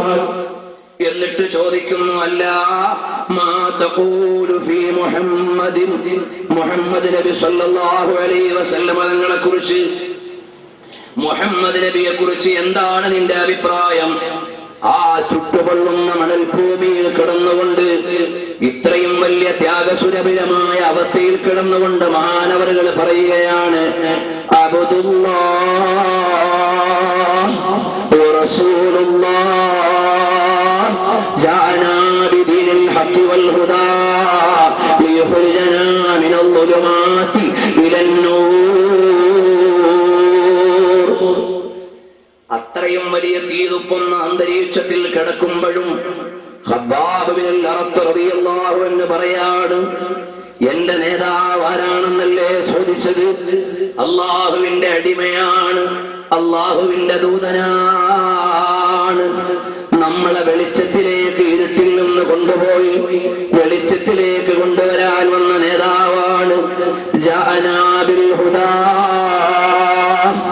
സന്മാർഗവുമായി വന്ന നമ്മുടെ വിളക്കുമാടമാണ്. അപ്പോഴാണ് അവരെ അടിച്ച് പീഡനങ്ങൾ വർദ്ധിപ്പിച്ചിട്ട് ഒരു കല്ലുകൂടി എടുത്തു വെച്ചു. എന്നിട്ട് ചോദിക്കുന്നു, ഖബ്ബാബ്, നിങ്ങൾ എന്ത് പറയുന്നു മുഹമ്മദ് നബിയെ കുറിച്ച്? സല്ലല്ലാഹു അലൈഹി വസല്ലം തങ്ങളെ കുറിച്ച് എന്താ അഭിപ്രായം? ഖബ്ബാബ് ബിൻ അൽ-അറത്ത് റളിയല്ലാഹു അൻഹു കുലുങ്ങിയില്ല. എനിക്ക് ഏറ്റവും വലുത് എന്റെ ആദർശമാണ്, എന്റെ വിശ്വാസമാണ്, എന്റെ ഈമാനാണ്. ഖബ്ബാബ് റളിയല്ലാഹു അൻഹു ഏറ്റെടുക്കുകയാണ്. അപ്പോഴാണ് ചോദിക്കുന്നത്, മാ തഖൂലു ഫിൽ ലാത്ത വൽ ഉസ്സാ, ലാത്ത ഉസ്സ എന്ന ഞങ്ങളുടെ ദൈവത്തെക്കുറിച്ച് എന്താണ് പറയുന്നത്? സ്വനമാനി അസമ്മാനി അബ്കമാനി ലാ യദുറാനി വലാ യൻഫാൻ. എന്താ പറയണത്? അതിനെക്കുറിച്ചാണോ നിങ്ങളുടെ ചോദ്യം? എന്നാൽ എനിക്ക് പറയാനുള്ളത്, കേൾക്കാൻ പറ്റാത്ത, സംസാരിക്കാൻ പറ്റാത്ത പൊട്ടന്മാരായ രണ്ട് കല്ലുകളെന്നല്ലാതെ ഞാൻ അതിനെക്കുറിച്ചൊന്നും പറയണില്ല.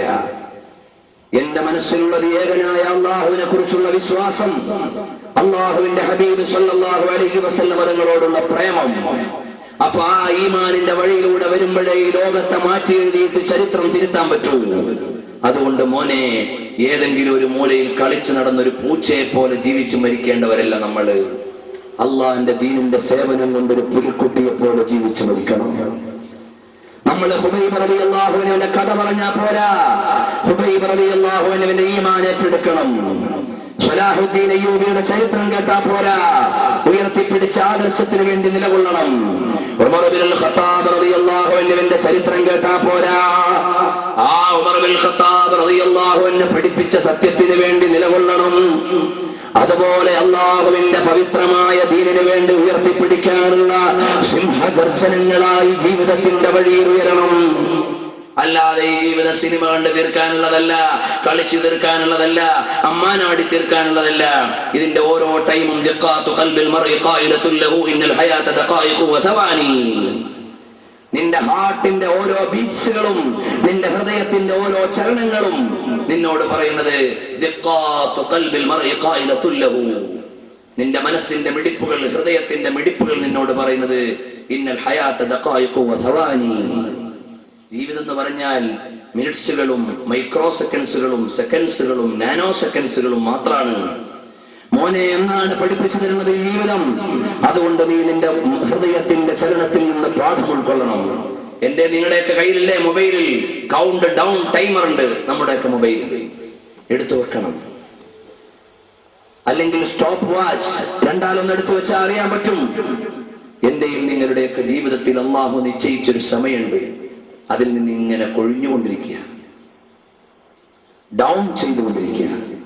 എനിക്ക് അല്ലാഹു തആല 50 വയസ്സ് ആയുസ് തന്നെങ്കിൽ അതിൽ 33 വയസ്സും കഴിഞ്ഞു, ഇനി ബാക്കിയുള്ളൂ. ചില ആളുകൾക്ക് അല്ലാഹു 80 വയസ്സ് കൊടുത്തിട്ടുണ്ടാവും, ഇപ്പൊ 79 കഴിഞ്ഞു.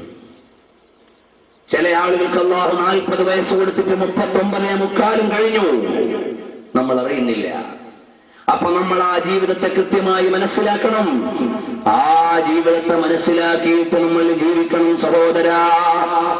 ഇവിടുത്തെ താൽക്കാലികമായ ആസ്വാദനങ്ങളല്ല, അനന്തമായ പറുദീസയ്ക്ക് വേണ്ടി പാകപ്പെടണം. അതുകൊണ്ട് എന്റെ പ്രിയപ്പെട്ട യൗവനം പുതിയ യുവാക്കളോട് ഓർമ്മപ്പെടുത്താനുള്ളത്, കൂട്ടുകാരായി ജീവിതം അല്ലാഹുവിന്റെ ദീനിന് വേണ്ടിയാണ്. പടച്ചവന്റെ ദീനിന്റെ പ്രചരണത്തിന് വേണ്ടിയാകണം. നമ്മുടെ കുടുംബജീവിതം, നമ്മുടെ വിദ്യാഭ്യാസ ജീവിതമൊക്കെ ഇസ്ലാമിന് അനുകൂലമായ രൂപത്തിൽ കൊണ്ടുവരണം. ഇന്ന് ഇസ്ലാം അറിയാത്ത ചില ആളുകളൊക്കെ ഇസ്ലാമിന്റെ ലീഡർഷിപ്പ് ഇങ്ങനെ ഏറ്റെടുക്കും. ഇസ്ലാം എന്ത് പറഞ്ഞു എന്നറിയില്ല, മുസ്ലിം എന്ത് പറഞ്ഞു എന്നറിയില്ല. ചില സ്ഥലങ്ങളിലൊക്കെ ചെന്ന് സംസാരിക്കുമ്പോൾ അവർ പറയും ഖുർആൻ എന്ത് പറഞ്ഞ, ഹദീസ് എന്ത് പറഞ്ഞെന്നല്ല ഞങ്ങളുടെ തീരുമാനം ഇതാ. ഒരു നാട്ടിൽ ചെന്നു, അവിടെ നിക്കാഹ് നടന്നത് ശരിയായില്ല. അപ്പോ ബഹുമാനപ്പെട്ട നമ്മുടെ ഉസ്താദുമാരിൽ ഒരാൾ പറഞ്ഞു അത് ശരിയായില്ല, അത് നിങ്ങൾ വീണ്ടും നടത്തണം. അപ്പോ അവിടുത്തെ ഉത്തരവാദിത്തപ്പെട്ട ഭാരവാഹികൾ പറഞ്ഞു അടുത്ത എക്സിക്യൂട്ടീവ് കൂട്ടി തീരുമാനിക്കാൻ. ഞാൻ ഉണ്ടാക്കി പറഞ്ഞതല്ല, നമ്മുടെ സമീപ നാട്ടിൽ ഒരു മഹലിൽ നടന്ന കാര്യം പറയുന്നത്. അതുപോലെ ഗൾഫിൽ ചെന്നപ്പോൾ ഒരു സഹോദരൻ 2 കത്തുകൾ എന്റെ കയ്യിൽ തന്നു. ദമാമിൽ ചെന്നപ്പോൾ 2 മഹല്ല് കമ്മിറ്റികൾക്ക് എഴുതി അറിയിച്ചു, ഞാൻ എന്റെ ഭാര്യയോട് വ്യക്തമായ തലാഖിന്റെ എല്ലാ വാചകങ്ങളും അതിന്റെ സാക്ഷികളും അതിന്റെ പ്രമാണങ്ങളും എല്ലാം എഴുതി പള്ളി കമ്മിറ്റിക്ക് അറിയിച്ചു. പള്ളി കമ്മിറ്റിക്കാർ തിരിച്ചയച്ച കത്ത്, പ്രിയപ്പെട്ട സഹോദര, കുടുംബജീവിതം നിങ്ങൾക്കിങ്ങനെ കളിക്കാനും തമാശ പറയാനുള്ളൊന്നുമല്ല. അത് ഗൗരവത്തോടെ എടുക്കാനുള്ളതാണ്. അതുകൊണ്ട് നിങ്ങൾ ഒരുമിച്ച് ജീവിക്കണം. കാരണം എന്താ? മതവിഷയങ്ങളിൽ പണ്ഡിതന്മാരോട് ചർച്ച ചെയ്യാതെ തീരുമാനമെടുക്കുകയാണ്. വിവരമില്ലാതെ തീരുമാനമെടുക്കുന്നതിന്റെ പേരിൽ വ്യഭിചാരത്തിനു വേണ്ടി കൂട്ടുനിന്ന് കൊടുക്കുന്ന കാലം. വ്യക്തമായ രേഖകളോടെ നിരവധി ഉദാഹരണം പറയാൻ പറ്റും. നമ്മുടെ സമുദായത്തിൽ വ്യക്തമായ ബോധവൽക്കരണങ്ങൾ നടക്കണം. നമ്മുടെ പെൺകുട്ടികൾക്ക് വ്യഭിചാരത്തിന്റെ ഗൗരവം അറിയിച്ചു കൊടുക്കണം. നമ്മുടെ മഹല്ലിൽ നിന്ന് കലാലയത്തിലേക്ക് പോകുന്ന പെൺകുട്ടികളുടെ സംസ്കാരം അറിയണം. അവർക്ക് നീതിയുടെയും ന്യായത്തിന്റെയും വഴി പറഞ്ഞു കൊടുക്കണം. എല്ലാ പിടുത്തവും വിട്ട കലാലയ സംസ്കാരമാണിന്ന്. നമ്മളൊക്കെ വിചാരിക്കും നാളെ കൊയ്തെടുക്കാൻ പോണ പണവും സ്വപ്നം കണ്ടുകൊണ്ട വാപ്പായും ഉമ്മായും രാവിലെ എല്ലാ ഫീസും കൊടുത്തു വിടണേ. പക്ഷേ മോളുടെതെല്ലാം പോയി, മോന്റെതെല്ലാം പോയി, അവന്റെ ധർമ്മജീവിതവും പോയി, എല്ലാം പോയി. അതൊന്നും വിഷയമല്ല. ഞാൻ കഴിഞ്ഞ ആഴ്ച ഇവിടെ വടുതരയിൽ സംസാരിക്കുമ്പോൾ ഞാൻ പറഞ്ഞിരുന്നു, എത്രയോ കേസുകൾ ഈ സമുദായത്തിന്റെ മക്കൾ അശ്രദ്ധമായി ഇറങ്ങിപ്പോവാ. മതവ്യത്യാസമില്ലാതെ മതം നോക്കിക്കൊണ്ട് എല്ലാം വ്യഭിചാരത്തിലേക്ക് പോവുകയാണ്. ഇതൊരു വിഷയമല്ലാതെ ആയിപ്പോയി. അതുകൊണ്ട് നിങ്ങളുടെ മകൾ അള്ളാഹുവിനെ ഭയക്കുന്ന ഹൃദയം നിങ്ങളുടെ കൽബിൽ ഉണ്ടാകണം. എന്റെയും നിങ്ങൾ വീട്ടിലൊരു കുട്ടി സാലിഹാവാൻ ദ്വാരനാ പോരാ. എന്റെ കുട്ടിക്ക് സാലിഹായി ജീവിക്കാൻ പറ്റുന്ന വീടാണോ എന്റെ വീടെന്ന് നോക്കണം. എന്റെ വീട്ടിൽ പാപ്പായും ഉമ്മായും സന്ധിക്കിരുന്ന സിനിമ കാണുന്നവരാ, രാത്രി ഇരുന്ന് ബ്ലൂ ഫിലിം കാണുന്നവരാ. അങ്ങനെയാണെങ്കിൽ അവിടെ ഒരു കുട്ടി സാലിഹായി വരാൻ സാധ്യതയില്ല, സാഹചര്യമില്ല. സുബഹിക്ക് നിൽക്കുന്ന വാപ്പായും ഉമ്മായുള്ള വീട്ടിലല്ലേ മകനത് കണ്ടുപഠിക്കൂ, മകളത് കണ്ടുപഠിക്കൂ. അതുപോലെ നമ്മുടെ വീടുകൾ മാതൃകായോഗ്യമായ വീടുകളാകണം. അവിടെയാണ് നമ്മുടെ മക്കൾ വളർന്നു വരുന്നത്. ഉമ്മയാണ് ഒന്നാമത്തെ പാഠശാല. ആ ഉമ്മാന്റെ അടുക്കൽ നിന്നാണ് ലോകത്തുള്ള മഹാന്മാര് മുഴുവനും വലുതായത്. പ്രിയപ്പെട്ട ഉമ്മമാരെ, ലോകത്തിന്റെ നേതാവ് റഹ്മത്തുൽ ലിൽ ആലമീൻ സ്വല്ലല്ലാഹു അലൈഹി വസല്ലം തങ്ങളുടെ വാപ്പ അല്ലാഹുവിന്റെ റസൂൽ ജനിക്കുന്നതിന് മുമ്പ് വഫാത്തായി പോയ വാപ്പയാ. അതേ സമയത്ത് ഉമ്മ, പ്രിയപ്പെട്ട ഉമ്മയാണ് നബി സല്ലല്ലാഹു അലൈഹി വസല്ലം തങ്ങളെ നോക്കിയത്. ആ കുഞ്ഞോമന പ്രായത്തിൽ പരിലാളന നൽകിയിട്ട് വളർത്തിക്കൊണ്ടിരിക്കുന്ന പ്രിയപ്പെട്ട ഉമ്മ 6-ാം വയസ്സിൽ അബവായിൽ വെച്ച് വഫാത്താകുമ്പോഴാണ് അടുത്തിരിക്കുന്ന 6 വയസ്സുള്ള പൊന്നോമനെ വിളിച്ചിട്ട് പറയാ, മോനെ ഇൻസഹമാ ബസറതു ഫിൽ മാനാമി വഅൻത മറൂഹുൻ ഇലൽ ആനാമി. ഞാൻ കണ്ട സ്വപ്നമൊക്കെ കറക്റ്റാണെങ്കിൽ മോൻ നാളത്തെ പ്രവാചകനാണ്. ഇമാം തുർമുദിയുടെ ഹദീസിലാണ് മന ദഅവത്തു ഇബ്രാഹിം ബിശാറത്തു ഈസാ വറുയാ ഉമ്മി. ഞാൻ ആരാണെന്നറിയുമോ? ഇബ്രാഹിം നബിയുടെ ദുആയുടെ ഫലമാണ്, ഈസാ നബിയുടെ മുന്നറിയിപ്പിന്റെ പുലർച്ചയാണ്, എന്റെ ഉമ്മാന്റെ സ്വപ്നത്തിന്റെ പുലർച്ചയാണ്. ആരാ പറയണത്? നബി സല്ലല്ലാഹു അലൈഹി വസല്ലം. ഉമ്മാന്റെ പരിലാളനെ വാപ്പ നേരിച്ച് മരിച്ചുപോയി. ബഹുമാനപ്പെട്ട സയ്യിദുനാ അബൂ ഹുറൈറ റളിയല്ലാഹു അൻഹുവിന്റെ വാപ്പ നേരത്തെ മരിച്ചുപോയി. ഉമ്മാന്റെ സപ്പോർട്ടാണ് അബൂ ഹുറൈറ റളിയല്ലാഹു അൻഹുവിന് കിട്ടിയത്. നബി തങ്ങൾ ദുആ ചെയ്തതാണ്. ഒരു ബഹുമാനപ്പെട്ട സഅദ് റളിയല്ലാഹു അൻഹുവിന്റെ മാതാവ്, ബഹുമാനപ്പെട്ട സിദ്ദീഖുൽ അക്ബർ തങ്ങളുടെ വാപ്പ ഇസ്ലാമിലേക്ക് വരുന്നതിന് മുമ്പ് ഉമ്മയാണ് ഇസ്ലാമിലേക്ക് വന്നത്. ഉമ്മമാരുടെ ലോകം വലിയൊരു ലോകമാണ്. ഷാഫി ഇമാമിന്റെ വാപ്പ നേരത്തെ വഫാത്തായി പോയി. മക്കത്തെ പള്ളിയിൽ ഷാഫി ഇമാമിനെ ഓതാൻ ഉണ്ടാക്കിയത് ഉമ്മയാണ്. അബൂ ഹനീഫ ഇമാം തങ്ങളുടെ വാപ്പ നേരത്തെ വഫാത്തായി. ഹമ്മാദ് ബിൻ അബീ സുലൈമാൻ എന്ന ഉസ്താദിന്റെ അടുക്കൽ ഓതാനാക്കിയത് ഉമ്മയാണ്. പെരുന്നാളിന്റെ അന്നും Abu Abdullah Ahmad bin Hanbal ശൈബാനിയെ ഹദീസ് പഠിക്കാൻ വിട്ടത് ഉമ്മയാണ്. മുഹീദ്ദീൻ ശൈഖ് റളിയല്ലാഹു അൻഹുവിനോട്, മോനെ യാ ബുനയ്യ ലാ തക്ദിബ് ഇന്നൽ മുഅ്മിന ലാ യക്ദിബ്, മോനെ കള്ളം പറയാൻ പാടില്ല എന്ന് പറഞ്ഞ് കള്ളം പറയെല്ലാം എന്നുമ്മ ചെന്നാരെ കള്ളന്റെ കയ്യില പൊന്നു കൊടുത്തോവാർ. നബി സല്ലല്ലാഹു അലൈഹി വസല്ലം തങ്ങളെ സ്നേഹിച്ച് ഭാര്യയെക്കാൾ, മക്കളെക്കാൾ, ഭർത്താവിനേക്കാൾ മക്കളെക്കാൾ, സന്താനങ്ങളെക്കാൾ, കൂട്ടുകുടുംബങ്ങളെക്കാൾ, മാതാപിതാക്കളെക്കാൾ എല്ലാവരെക്കാളും റസൂലുള്ളാഹിനെ പ്രേമിക്കുന്നതുവരെ ഈമാനാവുകയില്ല. ഹബീബ് സല്ലല്ലാഹു അലൈഹി വസല്ലം തങ്ങളെ സ്നേഹിച്ച് അവസാനം അവിടുത്തെ മരിക്കാൻ നിങ്ങൾക്ക് ഭാഗ്യം